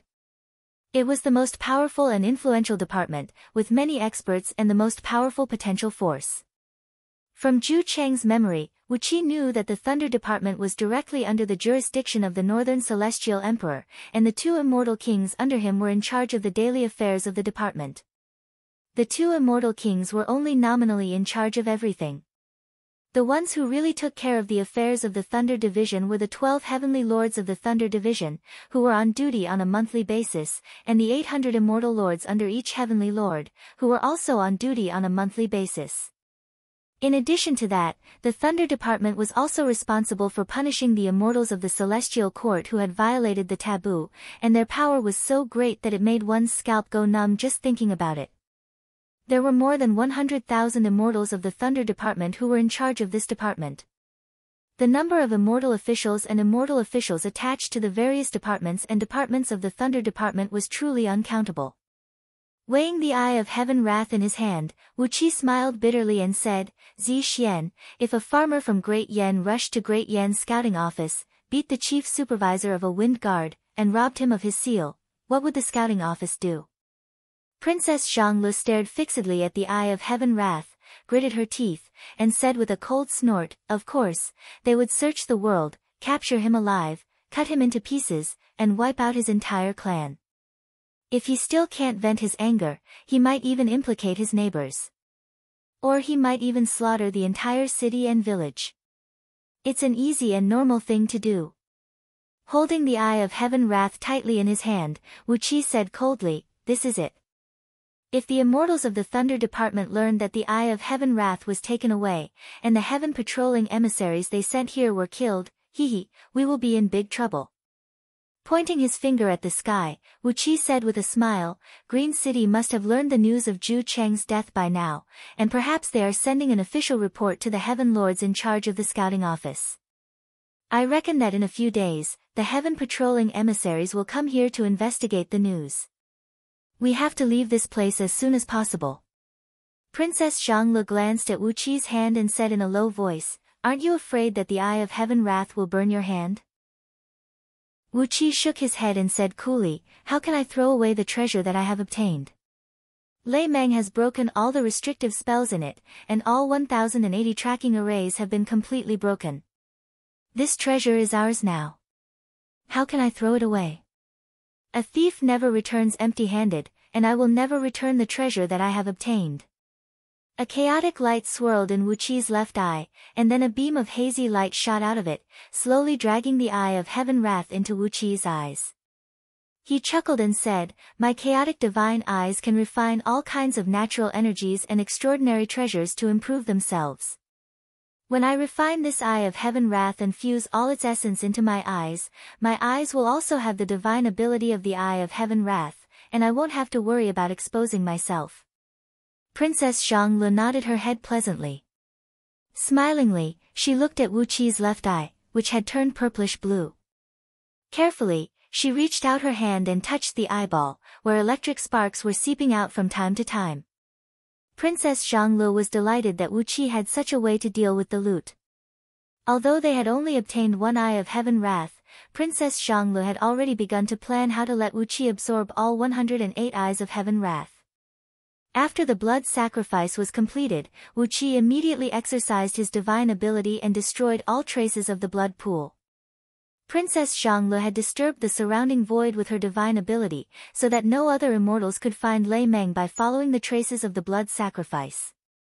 After that, they began to extract the energy veins from Myriad Immortals' planet using the same old method as Green Cliff Planet and White Cloud Planet. All the beautiful sceneries and scenic spots on Myriad Immortals' planet were also plundered and stuffed into their interstitial worlds. This was the greatest manifestation of the damage that immortal cultivators had done to the natural world. Interstitial worlds were the foundation of immortals. If they wanted to develop and strengthen their interstitial worlds, it would take years and months for the immortals to grow their interstitial worlds by themselves. Therefore, once an immortal cultivated his interstitial world, his ability to plunder resources from the outside world would reach a frightening level. A planet with decent energy veins could support 30 to 50 heaven immortals for their cultivation. However, a gold immortal would need the support of at least several or even dozens of outer heavenly realms to be able to continue his cultivation smoothly. Not only did gold immortals have to satisfy the growth of their immortal energy, but they also had to satisfy the needs of their interstitial worlds. He had worked hard to develop a world in his interstitial world. How could it be more convenient than directly plundering spiritual energy and all kinds of ready-made mountains and rivers from the outside world? Therefore, this was the most criticized aspect of immortal cultivators. Heaven immortals were nothing more than parasites, while gold immortals had evolved from parasites into cancer cells. They plundered everything wantonly, which was something that the heaven and earth could not bear. Therefore, the various thunder tribulations that gold immortals had to suffer were extremely tragic. Wu Qi and Princess Zhang had plundered Green Cliff Planet, White Cloud Planet, and Myriad Immortals Planet, even emptying the underground energy veins. This was the most hated act by the great Tao of heaven and earth. If it were not for the strange cultivation technique they practiced, which made it difficult for the great Tao of heaven and earth to detect their aura, they would have been struck by countless thunder tribulations. After 2 eons of rest, Myriad Immortals Planet's underground energy veins and all kinds of resources were 10,000 times more abundant than those on Green Cliff Planet and White Cloud Planet. Wu Qi and Princess Zhang had plundered all the energy veins on Myriad Immortals Planet, as well as all the flowers, plants, and trees on the planet. After such a thorough search, Wu Qi and his company actually found many demons and fiends who had luckily escaped from Patriarch Yuanhua's butcher knife. Among them were a few old dragon kings and their relatives in the 4 oceans. Altogether, there were about 100 flood dragons and 400 to 500 shrimp and crab soldiers. These were the only aquatic demons left in the 4 oceans of Myriad Immortals Planet, which once had hundreds of millions of aquatic demons. The reason why these aquatic demons had submitted to Wu Qi was that when Ao Buzan, the lecherous dragon, stood in front of them and unleashed his chaotic divine dragon aura, these flood dragons and aquatic demons immediately knelt on the ground and called him Patriarch. It did not take Wu Qi any effort at all, and he had gained himself a group of smart and capable subordinates. Since they could escape from Patriarch Yuanhua's butcher knife, how could these aquatic demons not be smart? What made Wu Qi even happier was that Wanying Dragon King, who was protecting the villagers of Meng Village, had also fled to the ocean, seeking the protection of some old Dragon King. The villagers of Meng Village were Wu Qi's only concern in Myriad Immortals Planet. Now that several thousands of villagers were safe and sound, Wu Qi thanked Wanying Dragon King again and again. Therefore, he simply asked Wanying Dragon King to be the leader of this group of aquatic demons, and put him in charge of commanding them. After spending 2 days and 2 nights, Wu Qi and Princess Zhang had plundered everything on Myriad Immortals Planet, moving all the mines and mineral veins into their interstitial world. After that, Wu Qi turned to the secret cave where he found the silver lotus. With the blood sacrifice of Lei Meng, the blood essence and corpses of countless living beings on Myriad Immortals Planet had been exchanged for a tremendous power. With the help of Lei Meng, Ao Buzan, the lascivious dragon, had safely crossed the threshold of Gold Immortal Realm. His overall strength was far beyond that of a Gold Immortal, and what he lacked now was nothing more than magic power and cultivation base. Therefore, with the support of sufficient magic power, Ao Buzan was able to steadily advance to the 18th tier Gold Immortal Realm. With Ao Buzan's help, and Wu Qi's guidance, Ao Buzan easily cracked the outer dimension Great Void formation, and obtained the Black Pearl in the formation. Without having the time to carefully identify the origin and function of the pearl, Wu Qi and his company left Myriad Immortals Planet in a hurry. 3 days after Wu Qi and his company left Myriad Immortals Planet, thousands of thunderbolts suddenly poured out of the void. Riding on thunderbolts, a large group of ferocious immortals plunged toward Myriad Immortals Planet, smashing it to pieces. As Wu Qi had expected, the Immortals of Thunder's sect had come to search the entire planet in a hurry. But by this time, Wu Qi and his company had already arrived at the planet where Yan Dan and the others were. Chapter 651. It was a small and remote starfield. Even the immortal monarch who was in charge of this starfield had forgotten that there was such a remote and barren place here. According to Wu Qi, this was a small planetary system, slightly smaller than the solar system where Earth was located. It had a slightly white sun, with 4 planets orbiting around it, and one of them had life on it. That was all. Originally, there were a few lowly itinerant cultivators on this small planet, bullying and enslaving tens of millions of ordinary people. These few itinerant cultivators, whose cultivation base was around the realm of nascent soul, had been living a comfortable life. But, ever since Yan Dan brought many civil and military ministers of Great Yan, a group of elite soldiers and a large number of carefully selected elites to this planet, these itinerant cultivators had met with great misfortune. All the cultivators were killed, and the dozens of small kingdoms in the mortal world were wiped out in just one day. All the members of the royal family were beheaded. Great Yan had completely occupied the planet, and had quickly established various government offices. The countless civil and military ministers brought here by Yan Dan were the absolute elites of Great Yan, and even the ordinary people who came with them were the best elites of Great Yan. Therefore, in just a few years, this place had developed very well. The capital city of Great Yan on this planet was still named Ji City. The city wall, measuring tens of miles in both width and length, stood towering over the vast wilderness like a long dragon. The carefully selected wilderness was extremely fertile, and was now crisscrossed with crisscrossing paths. Countless farmlands had been opened up, and tens of thousands of villages, towns, and cities had been built on it. In this brand new place, the people of Great Yan were resting and building up their strength bit by bit. In the drill grounds of military camps of various sizes outside Ji City, groups of soldiers were practicing the body-tempering technique of the human race that was brought back from Pangu continent. In outer heavenly realms, the mysterious purple mist was extremely rare. But, because of the special nature of the cultivation technique of the human race, these soldiers who had just joined the army not long ago already had some overall strength, and looked like an elite army. Some of the more outstanding soldiers had tempered their bodies to the point that they could compete with body cultivators of Jin Dan realm. The efficiency of their cultivation was extremely amazing. If these soldiers were brought back to Pangu continent, perhaps in just a few years, they could cultivate to a frightening overall strength that could compete with heaven immortals. Leading a group of people, Wu Qi and Princess Zhang flew all the way here, looking down at the current situation of Great Yan. They could not help but keep nodding their heads. When they scanned the drill grounds outside Ji City with their divine will, they found that there were about 3 million soldiers practicing the cultivation technique of the human race.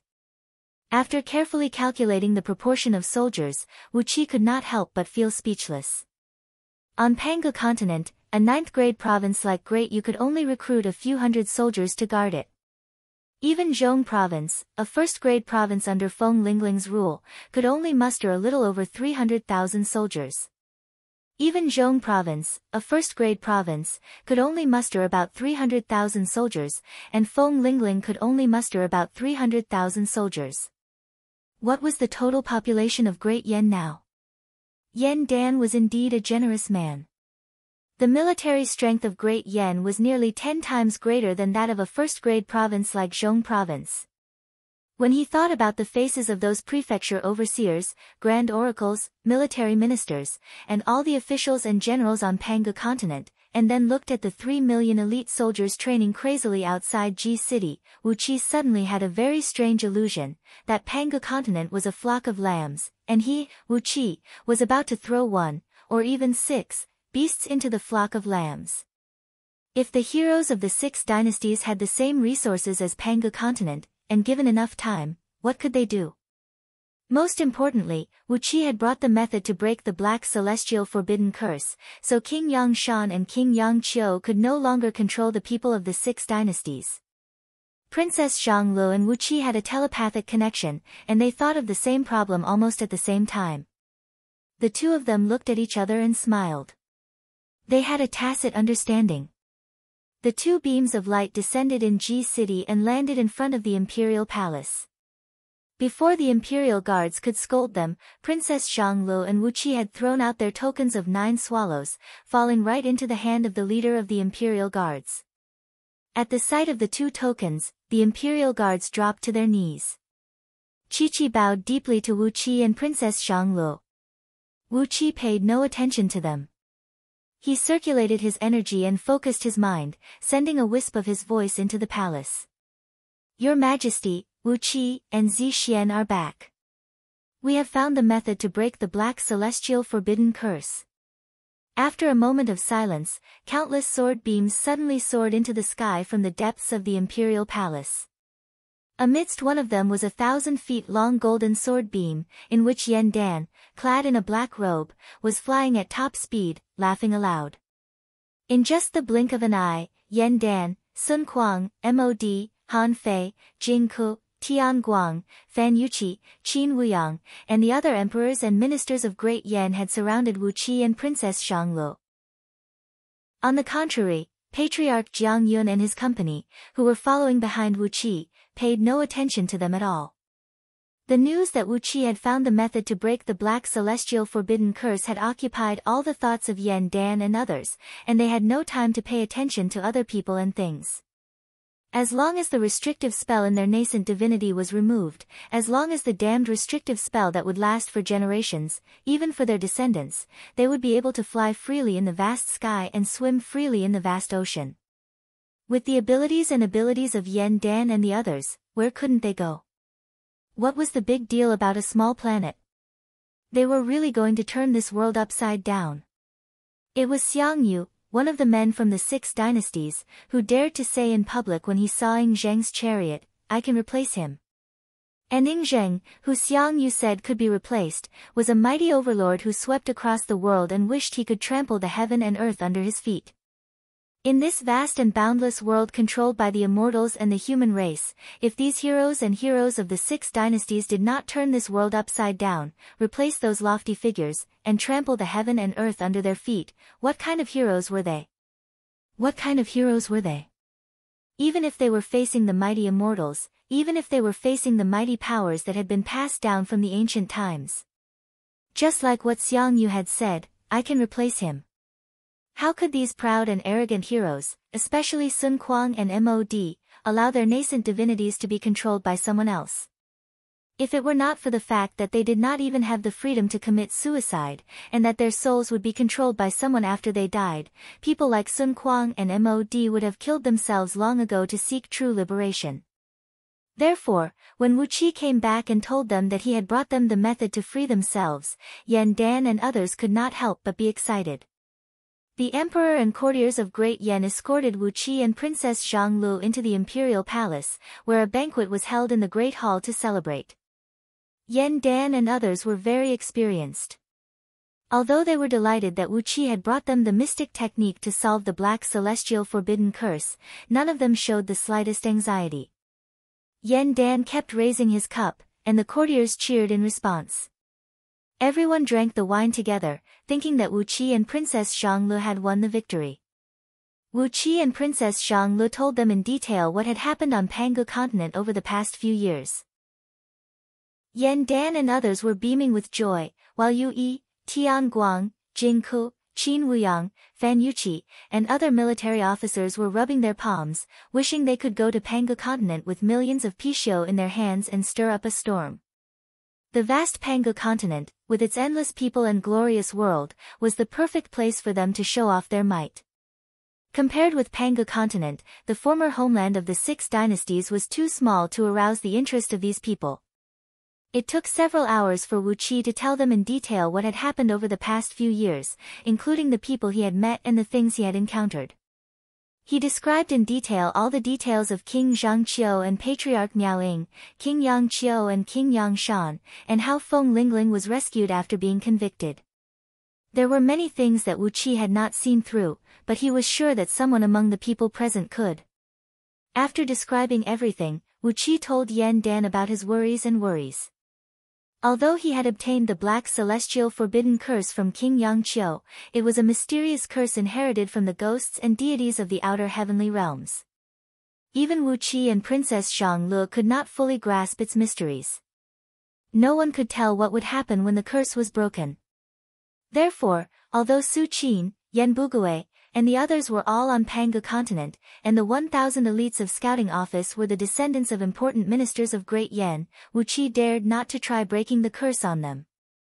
Su Qin, Yan Bugui, and the others were the absolute elites of Great Yan. Even the loss of one of them would make Wu Qi feel uneasy. After listening to Wu Qi, Yan Dan understood his worries and worries. Just as Yan Dan was about to say something, he clapped his hands lightly and gave a few orders in a deep voice.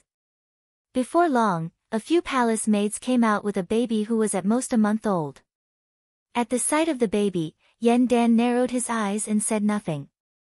The faces of all the civil and military officials in the hall turned unsightly. Chi-Chi turned to look at Yan Dan. Sun Kuang and Mod rose to their feet and wanted to say something to Yan Dan, but Yan Dan waved his hand and did not allow them to speak. Wu Qi, it's him. He is. His facial muscles twitched as Yan Dan gritted his teeth and said, he is the bloodline of the Yan clan. We haven't had the time to name him. If anything happens to him, it will not hurt Great Yan. It's him, right? Not allowing any objection from the courtiers in the hall, Yan Dan snapped, that's it. All of you are the pillars of Great Yan, how can anything happen to you? Even if he is the bloodline of the imperial clan. Let him die.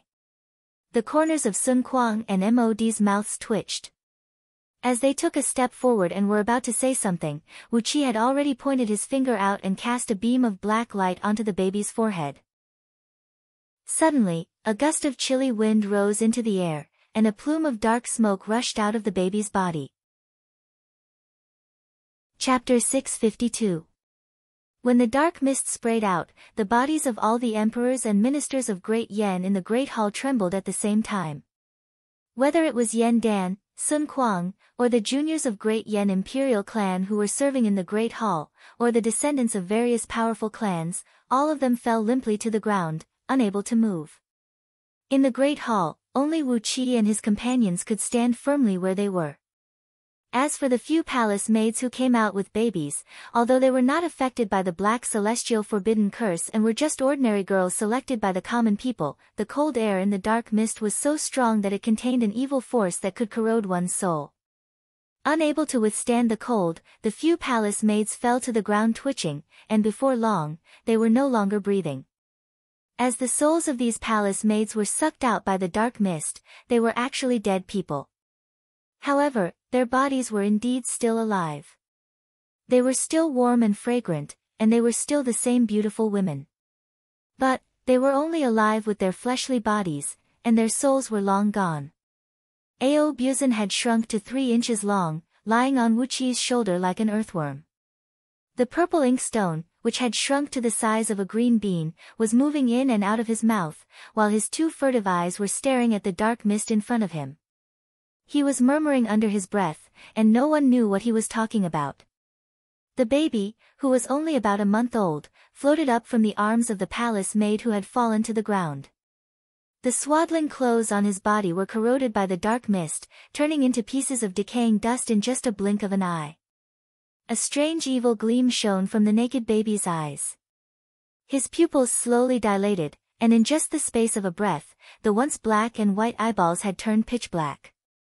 The bizarre eyes stared at Wu Qi from head to toe, and Wu Qi could not help but feel a chill rushing up from under his feet, making him feel cold all over. Fearing that the baby would do something to hurt the people, Wu Qi's index finger sprayed out a large sheet of black light that flowed like water, condensing into thousands of black runes the size of ants and attaching them to the bodies of the people in the Great Hall. These primordial runes could disperse all evil spirits and devils. They were great divine abilities used by ancient cultivators to protect their primordial spirits from being invaded by external devils. The baby chuckled weirdly, then slowly raised his fair and tender hands, clapped his hands, and praised, "It's been a long time since I last saw such authentic primordial spell symbols. What kind of crappy stuff are those human oracles using nowadays? They refuse to learn the good things left behind by their ancestors and insist on learning those inferior things that they have modified. With a soft sigh, the baby shook his head and said, "Each generation is worse than the previous. You, on the other hand, are very interesting. You actually obtained the orthodox immemorial runes inheritance. Grand and simple, a single character could end life, a single character could end death, a single character could break through the void, and a single character could create a world. These primordial runes were the Daos that the ancient people used to fight against the innate gods. I really can't be bothered to talk about those talismans nowadays." The baby's voice was soft and delicate, like the meowing of a newborn kitten. However, the strange scene of a 1-month-old baby speaking like an old man sent chills down the spines of everyone in the hall. Wu Qi's heart was racing as well. He took Princess Zhongli's little hand and shielded her behind him, then took a step forward to approach the baby and cried out in a deep voice, "Are you Lao Ai, the celestial fiend from the outer heavenly realms?" With a wave of his hand, the pot of wine in front of Yen Dan flew into his hand. The little man took a sip of wine from the spout of the pot and smacked his lips in enjoyment. Then, he said in a lukewarm tone, "Yes, I am Lao Ai. You want to break the black celestial forbidden curse, don't you?" After a moment of silence, Wu Qi nodded and said, "Yes. Are you the one who taught the black celestial forbidden curse to King Yangshan?" Lao Ai leisurely drank all the fine wine in the wine pot, then casually threw the wine pot on the ground and smashed it into pieces. After stretching himself, he floated in midair and sat cross-legged comfortably on a cloud of black mist. Holding his chin with both hands, he looked at Wu Qi and said with a smile, "I taught him the black celestial forbidden curse. It's a mystic technique that I taught him." Staring at Lao Ai, Wu Qi clenched his teeth and asked, "I used the technique to undo the curse. Why did you do this?"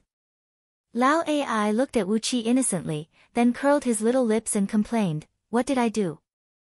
Glaring at Lao Ai, Wu Qi said in a deep voice, "Why did you come here? Why did you possess this boy's body? Why did you take the lives of those maids? Why didn't you let me undo the curse?"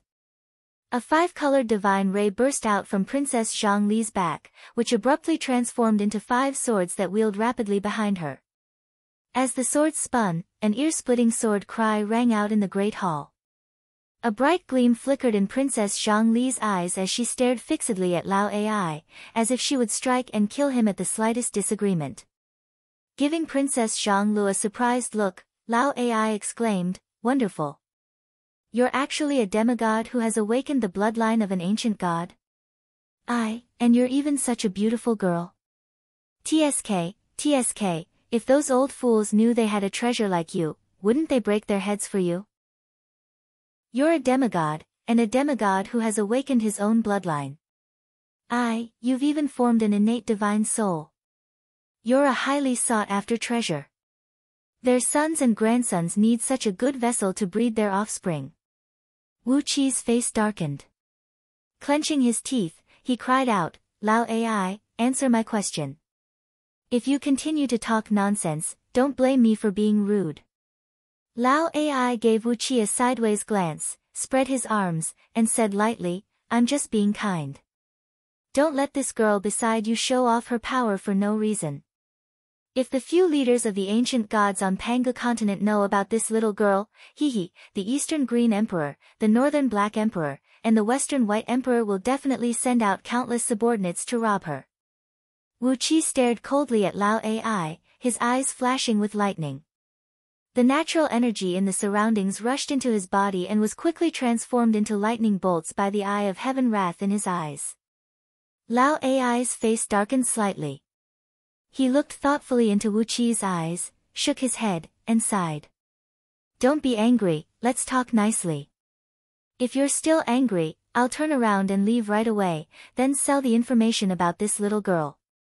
Don't blame me when you're hunted all over the world." The lightning in his eyes retracted abruptly. Smiling, Wu Qi cupped his fist at Lao Ai and said, "There's no need for this, senior. Let's talk nicely." Lao Ai narrowed his eyes and stared at Wu Qi's smiling face. Suddenly, he shuddered. He shook his head and said with a wry smile, "What bad luck. I've bumped into a difficult little boy. TSK, you're much more difficult to deal with than those blockheads like King Yangshan. Alright, let's talk frankly." After a moment of pondering, Lao Ai began to calculate for Wu Qi with his fingers. The black celestial forbidden spell was a restrictive magic He Mo had taught him after one of King Yangshan's blood sacrifices. It was a small part of a strange cultivation technique He Mo had picked up from the battlefield of many ancient almighty experts after one of the ancient catastrophes. It was called the Black Celestial Forbidden Mantra, which focused on the tempering of the innate divine soul. It was bizarre, unpredictable, and shockingly powerful. But, the Black Celestial Forbidden Mantra was completely different from Lao Ai's own cultivation path. Lao Ai had tried to cultivate the Black Celestial Forbidden Mantra, and nearly became a lunatic. As a result, the Swan Ni Mantra became He Mo's private collection. After King Yangshan sacrificed 3,000 heaven immortals with cultivation bases to He Mo at one time, He Mo's power was greatly increased, and he gave him a huge amount of natural treasures so that he could forge a natal fiend weapon. After he successfully killed an old enemy in the outer heavenly realms, He Mo taught the Swan Ni Mantra to King Yangshan as a reward. The Black Celestial Forbidden Mantra was mysterious and complicated, and once it was controlled by Lao Ai, it was extremely difficult to break. When King Yangshan received the legacy of the Black Celestial Forbidden Mantra, he and Lao Ai had agreed that once someone broke the mantra, that person's soul would be offered to Lao Ai as a sacrifice. For so many years, no one had ever used the mystic technique to break the mantra. Therefore, as soon as Wu Qi was chanting an incantation gesture to break the curse on the baby's soul, Lao Ai, who had sensed the aura of the curse, immediately followed it and arrived.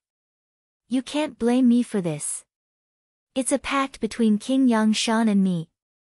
Lao Ai laughed, counting on his fingers. Over the years, at least millions of people have been sealed by him with the Black Celestial Forbidden Mantra. Ha, those people have countless descendants. If their souls are all harvested by me, then my strength will at least double. He took a deep breath, then turned to Wu Qi with a smile and said, "Frankly speaking, King Yangshan will never release those people he has sealed. However, he couldn't guarantee that the method to break the black forbidden soul curse wouldn't be leaked. That's why he made a contract with me. As long as someone breaks the curse on someone, the soul of that person will be my sacrifice." When they heard this, Yan Dan and the others could not help but curse in their hearts at the same time. The grumpy Fan Yuqi even broke out into curses, cursing King Yangshan's 18 generations of ancestors crazily. Lao Ai gave Fan Yuqi a sideways glance and said with a cold grin, "Curse as much as you want. It's very likely that King Yangshan's 18 generations of ancestors were your ancestors thousands of generations ago. Hee, you are all human beings, and all human beings originate from Pangu continent. Deyuan Liangzhu is the place where the ancestors of the human race ruled. Go ahead and curse. Curse your own ancestors. The more pleasant the curse, the better." Fan Yuqi gritted his teeth and kept his mouth shut. Swanmi was laughing so hard that she almost fell off the black cloud. Wu Qi exchanged a helpless glance with Yan Dan, then said with a wry smile, "So, what do I have to do to break the curse on them?" As soon as Wu Qi broke the curse on the baby, Lao Ai immediately followed his aura and arrived. Wu Qi was sure that Lao Ai must have done something to the Black Celestial Forbidden Curse, and perhaps the fate of all the imprisoned people had been in his hands all along. In Swan Ni's eyes, all the people who were imprisoned by the Swan Ni Celestial Forbidden Curse were fat sheep. Therefore, when someone started to break the curse, he immediately rushed over to harvest their souls. What a scoundrel! Wu Qi cursed in his heart. Lao Ai looked left and right, pondered for a long time, and then suddenly looked at Wu Qi with a little embarrassment. "That's easy. You just need to offer 10 people as a blood sacrifice for one soul." Lao Ai smiled and made a hand gesture. "I don't care about the grudge between you and King Yangshan. 10 people for one soul, that's a fair price." Wu Qi clenched his teeth, while the faces of Yen Dan and the others flickered. There were countless members of the imperial clan and powerful clans in Great Yen, and the total population was more than 1 million. How many people would be killed for such a blood sacrifice? But Wu Qi gritted his teeth, stamped his foot, and agreed to it on the spot. Chapter 653. Wu Qi stamped his foot and agreed to He Mo's offer. He would exchange the blood essence and souls of 10 people for the release of 1 person from the Black Celestial Forbidden Curse. He would carry out a large-scale blood sacrifice to satisfy He Mo's appetite, so that all the emperors and courtiers of Great Yen could be freed from the deadly curse. The possessed baby chuckled, rubbed his hands satisfyingly, and nodded delightfully, agreeing with Ji Hao's plan. Wu Qi was very generous, and He Mo thought he was a straightforward man. Although he had a contract with King Yang Shan that once someone broke the curse for the imprisoned person, that person's soul would become his, Lao Ai's, possession. But, since the souls of these people actually belonged to him, it was a good deal to exchange the soul and blood essence of 10 people for the soul of 1 person. He Mo suddenly cried out as he wagged his finger. He solemnly reminded Wu Qi that the condition just now had a supplementary clause: if the person imprisoned by the Black Celestial Forbidden Curse was a mortal, then the blood essence and souls of 10 mortals could be exchanged for his freedom. But, if the imprisoned person was a cultivator, then the blood essence and souls of 10 cultivators with the same cultivation base would be needed to break the curse. Logically speaking, if the imprisoned person had the cultivation base of a heaven immortal, then the blood essence and souls of 10 heaven immortals would be needed to free him from He Mo's control. He Mo's little face twitched as he stared at Wu Qi and said, "The condition is fair and reasonable, isn't it?" Glaring angrily at He Mo, Wu Qi clenched his teeth and agreed to the condition. Fortunately, among the members of Great Yan's imperial clan and many civil and military officials, there were not many who had broken through the realm of heaven immortals. Only Yen Dan, Sun Kuang, Su Qin, Mod, and a few other important ministers had made the breakthrough, while the rest were still far from the realm of heaven immortals. As a general of Diyu, Wu Qi alone had imprisoned hundreds of immortals in the dungeon of East Sea City. It was more than enough to exchange them for the freedom of Yen Dan and others. As for the lives of ordinary mortals, they were also easy to obtain. When the Great Yu army wiped out a colony of itinerant cultivators, all their servants and maids would be banished to slavery. Or, when they encountered some tyrannical generals, all the servants would be killed on the spot. An accomplished itinerant cultivator often had more than 10,000 mortal servants under his command. Now, tens of thousands of itinerant cultivators were killed every day on Pangu continent, and the number of mortals who were implicated in the war was more than hundreds of millions. Seeing Wu Qi gritting his teeth and agreeing, Lao Ai laughed so hard that his saliva even spurted out from his mouth. While giggling, faint black ripples spread out from his body. He casually pointed a finger at a scouting officer standing in a corner of the hall, and with a cry of surprise, he leaped into the air. Lao Ai changed his hand incantation gesture and murmured an incantation under his breath. All of a sudden, a sheet of black light burst out from the top of the scouting officer's head, within which, a soul could be vaguely seen. Countless black threads of light darted out from the soul, and in a blink of an eye, the man's soul became transparent and bright, without any impurities. Clapping his hands, Lao Ai smiled and said, "Here is the sample. All the restrictive spells have been removed, and there is no longer any obstruction. He, prepare the offerings, I mean what I say." After a brief moment of pondering, Lao Ai nodded and said, "If you can offer me enough offerings, I will teach you the Sutra Divine Scripture." Wu Qi looked at Lao Ai with a puzzled expression. Looking at Wu Qi's surprised look, Lao Ai breathed a deep sigh and said, "The Sutra Divine Scripture is indeed an ancient mystic technique, but it is different from my own cultivation path. It refines one's divine soul with all kinds of murderous aura, and it is the orthodox great Tao of ancient fiends. But, I belong to, since I am not from the same clan as the owner of the Sutra Divine Scripture, I can't cultivate it." Rubbing his fingers quickly, Lao Ai chuckled and said, "Give me enough benefits, and the Sutra Divine Scripture will be waiting for you. Look at the Black Celestial Forbidden Spell." Such a powerful restrictive spell is just an insignificant restrictive spell. Hee, as long as you offer me more blood sacrifices, perhaps I will teach you all of the Sutra divine scripture.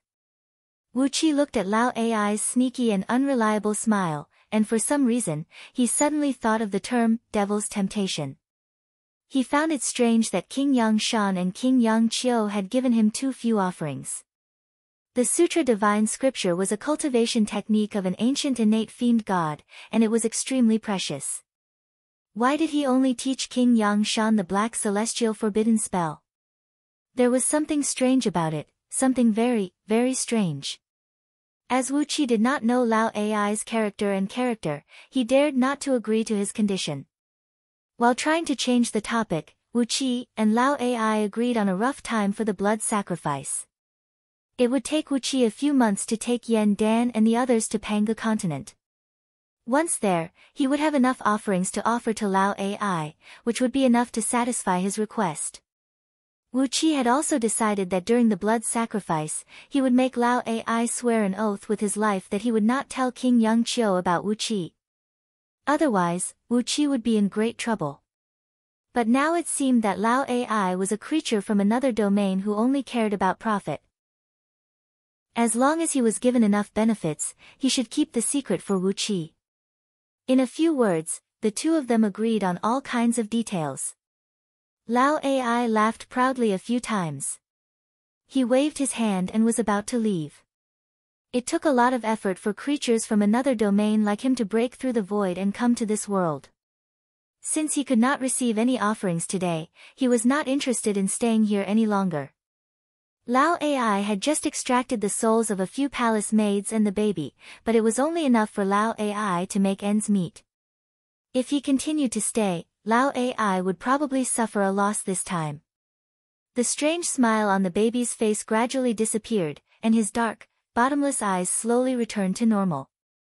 Right at this moment, a long howl rang out from the hall. Sun Kuang, Han Fei, and MOD, who were immobilized by the bizarre aura emanated by Lao Ai, leaped to their feet at the same time. The immortal force around their bodies surged, and a large amount of spiritual light faintly gushed out from the top of their heads. Sun Kuang's eyes shone with a divine gleam that shot towards Lao Ai like a thunderbolt. Lao Ai, who was slowly leaving this world and returning to the outland, paused for a moment. The baby's eyes gradually turned pitch black, like obsidian, and a strange aura spread out from his body again. Lao Ai stopped and said with a deep smile, "What's going on? Are they dissatisfied with me? Or are they dissatisfied with my high price?" Ha! Hey Mo gave Wu Qi a fierce glare and said with a cold grin, "I'll tell you the ugly truth. We've agreed on the terms. If you don't give me enough offerings, I don't mind killing everyone here and harvesting their souls." Lao Ai raised a finger and said sternly, "No one dares to go back on their word. No one dares." Shrouded in an immortal light, Sun Kuang strode to Wu Qi's side and snapped, "You killed 10 people just for me? I don't want to do such a thing." Glaring fiercely at Lao Ai, Sun Kuang turned to Wu Qi and said, "There's no room for negotiation. I'd rather have my soul destroyed than do such an evil act." Mod and Han Fei did not say a word, but it was obvious that they and Sun Kuang had the same intention. The bizarre aura emanating from Lao Ai just now had suppressed their ability to move, so they could not voice their opinions. When Lao Ai was about to leave this world, they finally regained the strength to struggle, and only then did they suddenly rise up to oppose the agreement reached between Wu Qi and Lao Ai. Wu Qi's face darkened as he looked helplessly at Sun Kuang and the other two. Lao Ai was grinning coldly from the side. He purposely let everyone in the hall hear his low murmur, "You're not willing to have your soul destroyed? You'll have to be willing to have your soul destroyed first. Anyway, we've agreed on the terms. 1 person, 10 lives. Ha, I don't care if you're willing or not. Isn't that right, little fella? I think you're more reasonable than me." Helpless, Wu Qi turned to look at Yan Dan. Lao Ai burst into laughter and pointed a finger at Yan Dan. Yen Dan, who had been lying limply on the ground, slowly rose to his feet and regained his ability to move and speak. Yen Dan's face was a little unsightly. In Yen Dan's mind, it did not matter if he could gain his freedom by sacrificing some people. But Sun Kuang, Han Fei, and Mod were the true core ministers of Great Yen. Their reaction made Yen Dan hesitate and unable to speak. Wu Qi did not know what to say. Sun Kuang and the other two were so adamant in opposing the use of blood sacrifice in exchange for their lives. Perhaps it was because they were obsessed with moral purity. But, judging from the expressions of the others in the hall, they did not seem to agree with it. Qin Wuyang's expression was even weirder. He looked as if he could not wait to kill 10 cultivators of the same cultivation base as him so that he could transcend himself as soon as possible. The atmosphere in the hall had become extremely bizarre. At this moment, the emperor and his ministers of Great Yen seemed to be divided. Yen Dan's face grew more and more unsightly. He looked helplessly at Wu Qi, hoping that Wu Qi could come up with a suitable solution. Lao Ai, on the other hand, was just grinning coldly. The bizarre black light in his eyes began to spin slowly like a black hole that could devour everything. Wu Qi was silent for a long time. He looked at Sun Kuang and the other two, but they were standing there firmly, their expressions unchanged. Feeling helpless, Wu Qi could only give Lao Ai a wry smile and say, "Apart from human lives, what else can I offer as a condition of trade?" Shaking his head, Wu Qi said in a deep voice, "It's not difficult for me to kill a few immortals and a group of cultivators in exchange, but I really respect these 3 old misters. However, I really respect these 3 old gentlemen. If they can't accept these conditions, I'm afraid." Lao Ai snorted coldly with a gloomy face and said, "What if I kill everyone here? Won't they accept the condition?" Wu Qi smiled faintly. A faint aura that belonged to Lei Meng spread from his body as he said, "If that's the case, we can only fight to the death, right?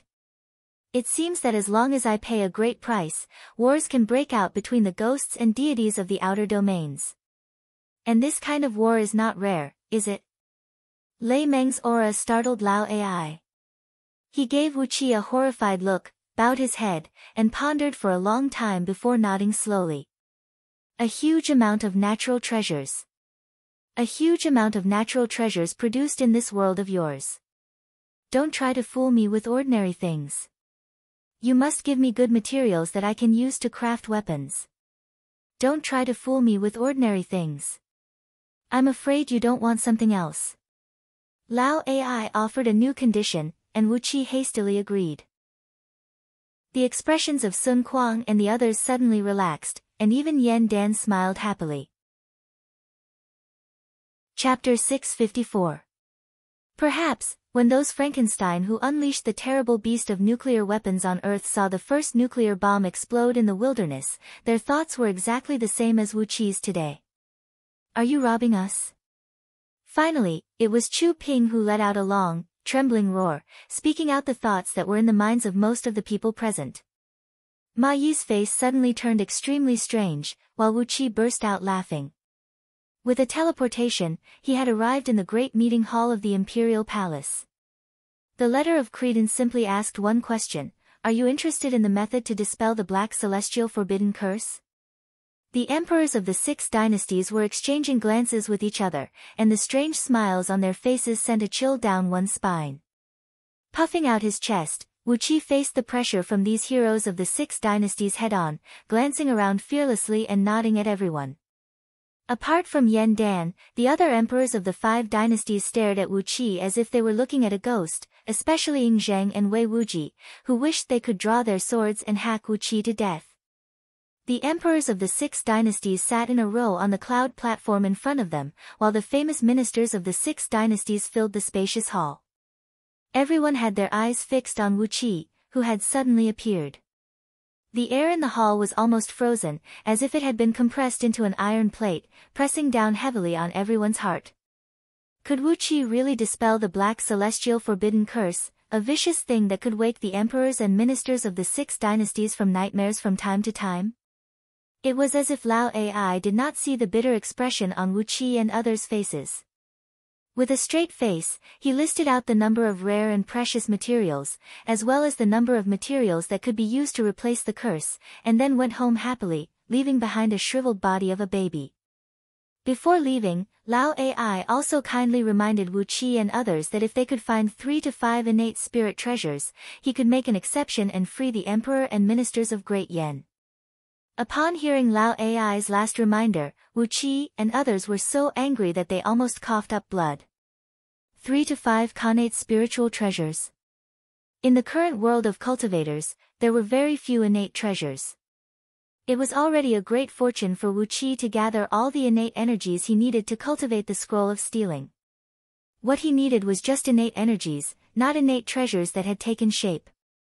Innate spirit treasures were spirit treasures condensed from innate energy and evolved by the heaven and earth.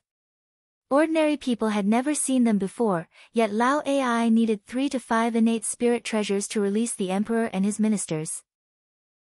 Only by seeing millions of soldiers who had practiced the cultivation methods of the human race gathered together could one truly understand what was called a flood that could destroy everything. Wu Qi found it hard to imagine what kind of terrifying flood beasts they would become when the armies of the 6 dynasties reached the realm of heaven immortals by cultivating cultivation techniques like the true body of heaven and earth scripture. Because of the obstruction of Sun Kuang and the other 2 old men, Wu Qi had to change the terms of the deal with Lao Ai, exchanging a huge amount of natural treasures for everyone's freedom. Because it was Wu Qi who had cast the restrictive spell, the little palace girl's soul was not included in the agreement between Lao Ai and King Yangshan. Therefore, when Wu Qi broke the restrictive spell, Lao Ai did not come out to disturb the situation. Only when the restrictive spell in the souls of those imprisoned by King Yangshan was broken would Lao Ai rush out excitedly. They all thought that they were heroes of their time, and the people around them from other dynasties were people with similar reputations and abilities to themselves. Over 2,000 years ago, they had fought each other to the death just to fight for a little territory. So, why bother? Even when these emperors and ministers of the 6 dynasties looked at the people sitting next to them, they could not help but feel a very nasty sense of excitement. After a quarter of an hour of silence, Tian Wen, the emperor of Great Qi, asked slowly, "What are your terms?" Seeing that the 6 states had agreed to his request, Wu Qi smiled and put up another finger. The 6 states will sign the Treaty of Eternal Alliance and become a brotherhood. We will go to Panga continent together to manage our territory, help each other, and advance and retreat together. I believe you all know what kind of place Panga continent is. Without a strong help, do you have the confidence to open up a world on it? Slowly, Wu Qi put forward the terms of the deal between him and Lao Ai, and the entire great hall fell into an awkward silence. Without saying a word, Wu Qi pulled out the little palace-maid's soul, and easily broke the restrictive spell he had set up using the spell-dispelling technique.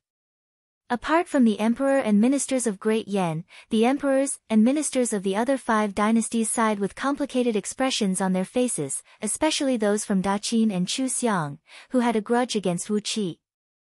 They were sizing Wu Qi up and down with strange expressions.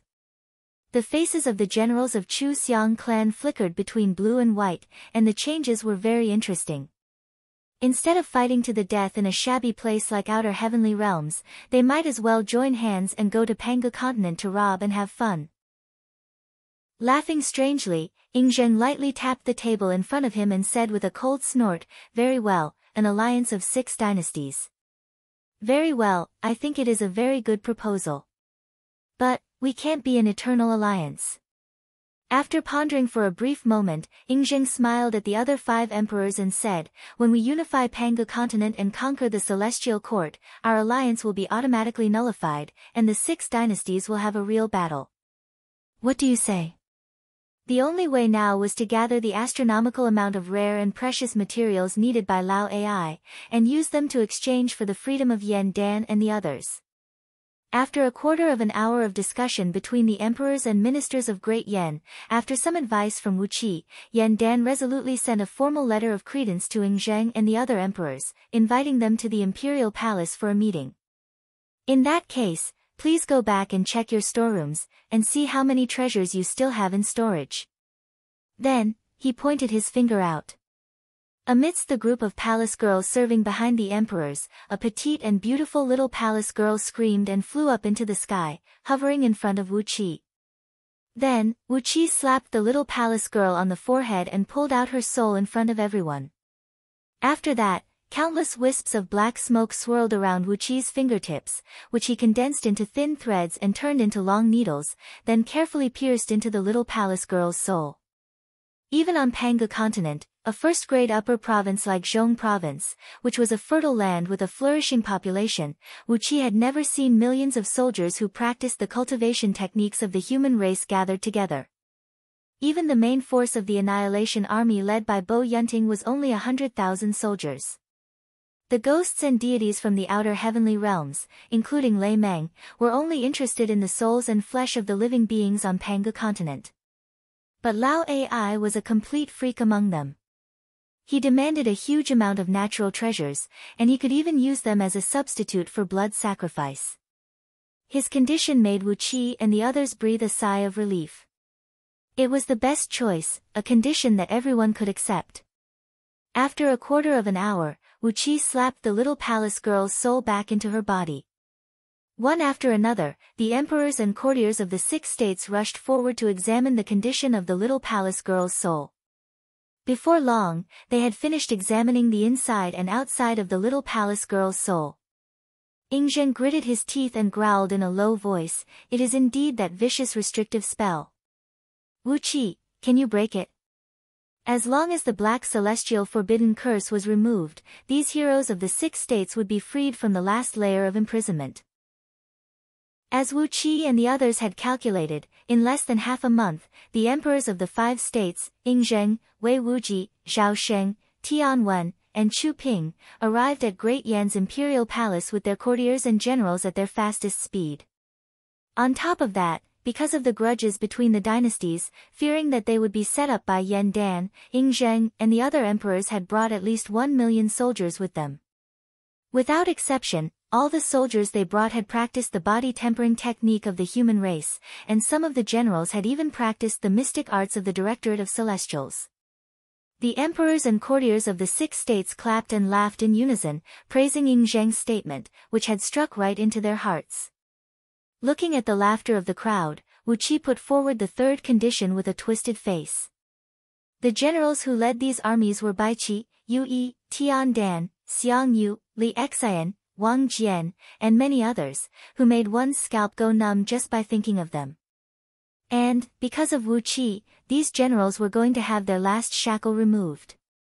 Unlike other ghosts and deities from outer heavenly realms, Lao Ai, this eccentric fellow, had a great love for all kinds of precious materials produced in Panga world. The reason why he taught the black celestial forbidden curse to King Yangshan was that King Yangshan had once presented him with a batch of extremely precious materials. With those materials, Lao Ai had forged a natal weapon and used it to kill an old enemy. These were millions of giant beasts locked in cages, just waiting for the moment to be released. The emperors and courtiers of the 6 states were all wise men, so they could naturally tell whether Wu Qi's proposal was good or bad. Forming an alliance of the 6 states would bring them great benefits, so they had no need to oppose Wu Qi's proposal. Of course, the detailed terms of the 6 nations alliance still needed to be carefully discussed. To what extent should they help each other and advance and retreat together? To what extent should they go? To what extent should they pay? How should they ensure the common and individual interests of the 6 nations? All of these details needed to be discussed in detail. Standing on the wall of Great Yan's imperial palace, Wu Qi took a deep cold breath as he looked out at the military camps that stretched for hundreds of miles outside Ji City. He was so excited that his whole body was numb, and his internal organs were trembling. His heart had been beating intensely. Now that he had made a great improvement in his cultivation, he felt that what he would do today would change the entire Pangu world. The emperors and courtiers of the other 5 states exchanged glances and agreed at the same time. While Wu Qi was lost in his reverie, the sound of steady footsteps rang out. Ma Yi, clad in a red official robe and with a large blade hanging from his waist, strode up the wall. He bowed to Wu Qi and said in a deep and powerful voice, Duke of Tianyun, His Majesty, and the emperors of the 6 states are waiting for you in the Great Hall. Wu Qi smiled faintly, then raised a finger and said, the first condition is for the 6 states to confer me the title of king. All the courtiers of the 6 states respect me, and if I have any request, all the courtiers and generals of the 6 states will do their best to help me. Of course, if there is anything that the 6 states need, Wu Qi will do my best to help as long as it is within my ability. But, the price that Lao Ai offered made Wu Qi feel dizzy. As he failed to get the sacrifice of blood sacrifice, Lao Ai asked for a huge price, which was almost like a lion opening its mouth. The huge amount nearly drove Yen Dan and the other emperors and courtiers of Great Yen crazy. It would take almost 20,000 secret vaults that Great Yen had accumulated over 2,000 years to barely meet the needs of all the people who were trapped by the Black Celestial Forbidden Curse. An army of millions was stationed outside Ji City, and the military camps that stretched for hundreds of miles were lined with flags fluttering in the wind. The soldiers of various states were showing off their prowess to each other. The sound of drums and horns towered into the sky, and the battle cries of the soldiers when they were drilling shattered the clouds in the sky. Occasionally, when Chi-Chi was shouting and stamping his feet, the wall of Ji City would tremble violently, and even the wall that was protected by countless layers of defensive spells would crack open. This time, without too much hesitation, the emperors and courtiers of the various states agreed to the condition. Pangu continent was vast and boundless, and all the powers here were extremely powerful. Compared to them, the 6 states were still too weak. An alliance of 6 states. It was an imaginative proposal.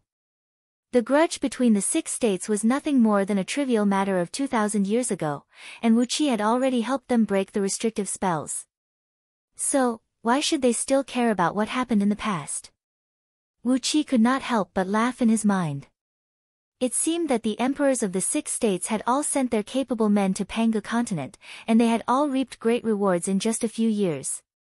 Especially the few civil officials around Chu Ping, the obscure and mysterious energy ripples emanating from them told Wu Qi that they had all received the teachings of the Directorate of Celestials, and their cultivation bases were not weak at all. It was impossible for them to do that.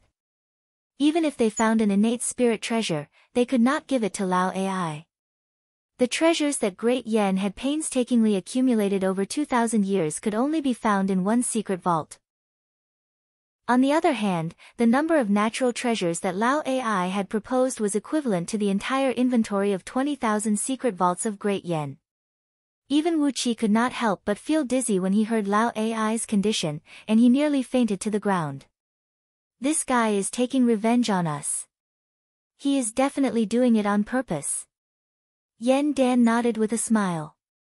This was the condition that Wu Qi had proposed during the discussion between the emperors and courtiers of Great Yen. There was no way that Wu Qi would give such a great benefit to the people of the 6 states for no reason. It was nothing more than being conferred the title of king by the 6 states. Loud and sonorous battle cries kept coming from outside the city.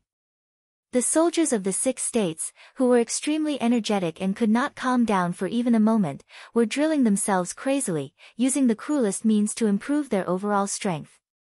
The whole Ji city was shaking, and even the entire planet was shaking because of their crazy actions. Wu Qi could even hear the planet groaning under his feet as if it could not bear the heavy load. Chu Ping held the little palace girl's soul in his hand, carefully examining it with the mystic technique of ghosts and deities that he had cultivated. After a full 15 minutes, Chu Ping nodded his head with a mixture of sadness and joy. Clenching his teeth, he breathed out a long sigh and said, "Sure enough, the restrictive spell has been completely broken. Hee, it will be very interesting." Wu Qi murmured to himself, "It will be very interesting." Now, the heroes of the 6 states could actually join hands to fight against an enemy. Instead of fighting against each other, they could join hands to fight against an outsider. They could even join hands to fight against an outsider. At the thought of that wonderful scene, the emperors and courtiers of the 6 states almost burst out laughing. Wu Qi patted Ma Yi's shoulder smilingly and said in a low voice, "When everything is settled, why don't you start cultivating Lao Ai's great sun magic? For a man like Ying Zheng, it was better to form an alliance for fun first." If they really wanted to continue fighting against each other, it would not be too late for them to settle the scores in the past when all 6 emperors here had become mighty figures like the Celestial Emperor of the Celestial Court. Before one's overall strength was strong enough, it was also the right thing to do to find a few reliable allies to support and help each other. Chapter 655. The front hall of Great Yan's imperial palace was ablaze with lights and voices. The emperors and courtiers of the 6 states were cheering and drinking. Hundreds of beautiful dancers were dancing in the hall like heavenly fiends, and the melodious music drifted out of the city with the wind, reaching dozens of miles away. The barracks outside the city were also ablaze with candlelight, illuminating half of the sky. Millions of soldiers of the 6 states were drinking and feasting, and countless beautiful girls were shuttling back and forth in the barracks, having a night with the soldiers who were in high spirits. After 7 days and 7 nights of hard work, the emperors and courtiers of the 6 states reached a formal treaty of alliance. After signing their names on the treaty and stamping it with their seals, the emperors and courtiers of the 6 states killed white horses, burned the treaty, and prayed to the heaven and earth. The 6 states officially became brothers. There were hundreds of detailed rules to the treaty, and it was difficult to understand all of them. However, the emperors and ministers of the 6 states were extremely satisfied with the treaty. The treaty took into account the overall interests of the 6 states and the interests of individual states. It was fair and open, and there were no loopholes. At the same time, the 6 states built earthen platforms at the same time, and worshipped Wu Qi as their king. With the title of nobility that Great Yan had conferred upon Wu Qi, the emperors of the 6 states worshipped him as the king of Tianyun of their states, and declared that he was superior to the civil and military officials of the 6 states, and had the power to supervise and instruct the courtiers of the 6 states. In the past, Wu Qi had the power of the 6 states with the seal of prime minister, but today, Wu Qi was conferred the title of king of the 6 states, which was even more glorious than him. The treaty was signed, and the ceremony of conferring came to an end. The emperors and courtiers of the 6 states feasted to celebrate. After a night of merrymaking, the 6 states would gather their soldiers, gather all kinds of belongings, and follow Wu Qi to Panga continent, the magnificent and magical fertile land, to start a business. With the hope of breaking the black celestial forbidden curse, the people of the 6 states were relaxed. They were just waiting to go to Panga continent and do something big. That incomparably vast hot land, those innumerable people, those endless treasures, such a mystical world, everything was possible. Therefore, the emperors and courtiers of the 6 states feasted to their heart's content. Fine wine flowed into their stomachs like flowing water. Even though many of them had cultivated to the heaven immortal realm, such unbridled drinking made them drunk in no time. Even Ing Zheng, a man with a deep and dignified demeanor, had begun to indulge in debauchery. Holding a wine jar in one hand and embracing a beautiful girl in the other, he began to have wild fun.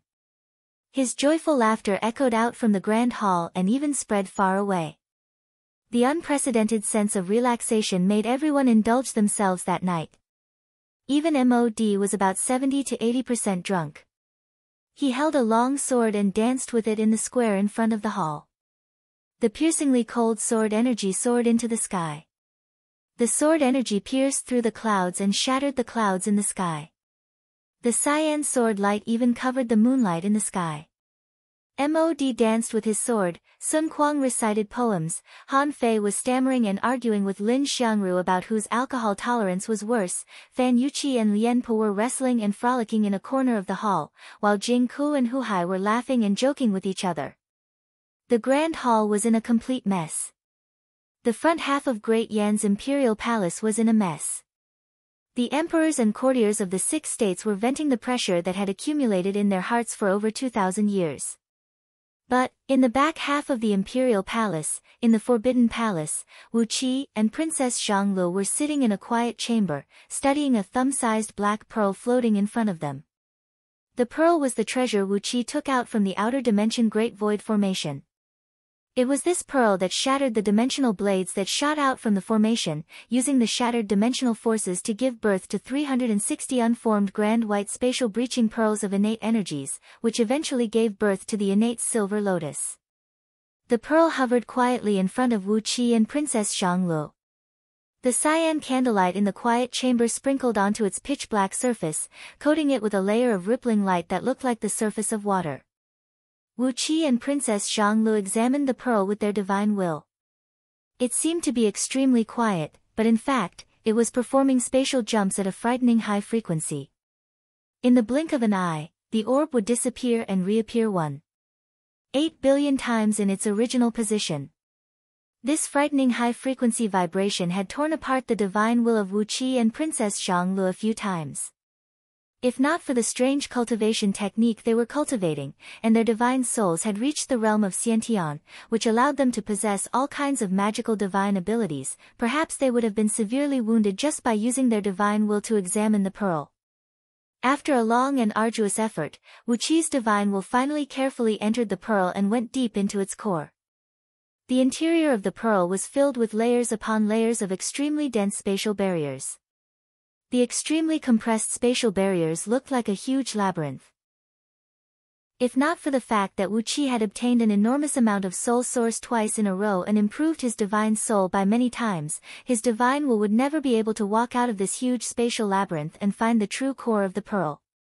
But, as soon as he walked out of the labyrinth formed by the spatial barriers, his divine will came to a vast void.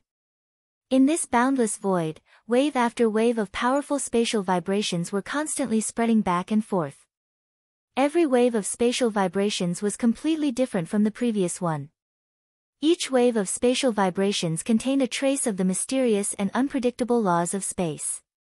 Occasionally, two waves of spatial vibrations would collide with each other, immediately producing a large number of dimensional blades that flew all over the sky. But, once these dimensional blades hit the spatial barriers surrounding the pearl, they would shatter into pieces. Countless tiny, fragmented spatial forces danced wildly in the void, bringing up trillions of extremely fine black lights. In the core of the pearl, there were 3 layers of runes, which were glowing with a strange light, wrapping a small clump of black flame. The flame was beating like a heart. Every time it beat, a new spatial vibration would be generated in the void. As it beat ceaselessly, the number of spatial vibrations in the void grew more and more intense. Princess Xianglu suddenly let out a cry of surprise. She slightly opened her eyes and gave Wu Qi a meaningful glance. At the moment, Wu Qi and Princess Xianglu had a telepathic connection, so he could understand the meaning of any random action from Princess Xianglu. She was asking Wu Qi if he had seen through the origin of this flame. Wu Qi nodded slowly, and a joyful smile emerged on his face. He possessed the divine flame of order, an innate divine flame, so how could he not recognize this black flame? Obviously, this was the innate divine flame of void, which was famous for its ability to burn the void and destroy everything that stood in its way. This kind of divine flame was best at destroying all kinds of space restrictions. Although it was not destructive enough to the power of the 5 elements, if there was a formation that specialized in using void restrictions to trap and injure the enemy, this void-burning divine flame would be able to easily break that formation. Ancient immortals liked to use all kinds of methods to distort the void and reverse the time and space to hide their cave abodes, or hide all kinds of secret treasures and scriptures using interstitial void. However, all the restrictive spells related to the void were useless before this divine flame of void. Just like the divine flame of order had the ability to suppress all evil spirits and fiends, the divine flame of void had the same effect on all spatial restrictive spells. The divine flame of void could not even burn through a thin piece of paper, but a single wisp of it was more than enough to pierce through the void for 10,000 miles. Wu Qi and Princess Xianglu exchanged a glance and smiled. No wonder this pearl had such a strange ability. No wonder it could pierce through the void at such a high frequency. Everything could be explained now that a clump of innate divine flame of void was sealed in its core. When they looked at the trapping formation constructed from 3 layers of runes, they found that it was just an ordinary acquired restrictive spell of 5 elements. The divine flame of void could burn the void, but it could not do any harm to the energies of 5 elements. Therefore, this most ordinary restrictive spell of 5 elements had imprisoned the divine flame of void in the pearl, turning it into the power source of the pearl. Presumably, the immortal who crafted this pearl was an absolute grandmaster in artifact crafting. Otherwise, he would not have come up with such a wonderful idea. Both of them stared at each other for a while. Then, a chaotic light burst out from Wuqi's mouth and nose, while a five-colored divine ray burst out from Princess Zhongli's eyes. Two masses of energies mixed together, and immediately, an endless transformation occurred. The chaos was divided, and the five elements returned to their original form. Abruptly, a small hand, about a few inches in size, like the palm of a real human, shot out from the ball of mixed energies, gently grabbing towards the pearl. A faint but clear cry was heard, as a strand of divine flame of void, as tiny as a hair, was pulled out from the surface of the pearl by the small hand. Not daring to be careless, Wuqi quickly opened his mouth and sucked the strand of dark flame into his body before the divine flame of void could burn through the surrounding void and escape, fusing it with his chaotic energy. Then, the chaotic energy was quickly injected into the divine flame of void. Silently, Wuqi exercised the energy condensing technique found in Scroll of Stealing. After consuming a huge amount of chaotic energy, he formed a spark of divine flame of void in his body, just like what he did to the divine flame of order. Following the chaotic energy, the spark kept swimming in Wuqi's body, and as long as it absorbed enough chaotic energy, it could quickly turn into a monstrous black flame that could burn the void into nothingness. This is a good thing. With this treasure, it will be easy for me to open the door of someone's cave abode in the future. Wuqi laughed complacently. Although Wuqi had only extracted a strand of the divine flame of void from the pearl and refined it into a spark, it did not harm the core of the pearl. Therefore, it was still an extraordinary treasure with great power. After pondering for a while, Wuqi asked Princess Zhonglu for her five thunders soul-shattering zither, embedding the pearl deep into its body using the embedding technique. After that, he used some rare materials he plundered during these days to refine the zither. Originally, the five thunders soul-shattering zither could only produce the sound of five thunders to kill souls. But now, with the addition of the pearl and Wuqi using all his effort, whenever Princess Zhonglu played the zither, the surrounding void would shatter instantly, and countless energy blades would shoot out to injure the limbs of the enemies. Coupled with the increasingly powerful sound of thunder, it was more than enough to kill immortals whose cultivation base was weaker than Princess Zhonglu in batches. After discovering the secret of this black pearl and obtaining their own benefits, only then did Wuqi and Princess Zhonglu leave the quiet chamber happily. Right after they walked out of the chamber, a few palace maids came to greet them. Lu Qingfeng, the Duke of Yanlu of Great Yan, had been waiting outside for a long time, requesting an audience with Wuqi. You're tuning in to the Blissful Bookshelf YouTube channel. We're so grateful for your support, and don't forget to subscribe to join us on this incredible journey through captivating stories. Your generosity through donations truly makes a world of difference, as it's the primary source of revenue that allows me to expand and enhance this channel for you. Thank you from the bottom of my heart for being a part of this adventure.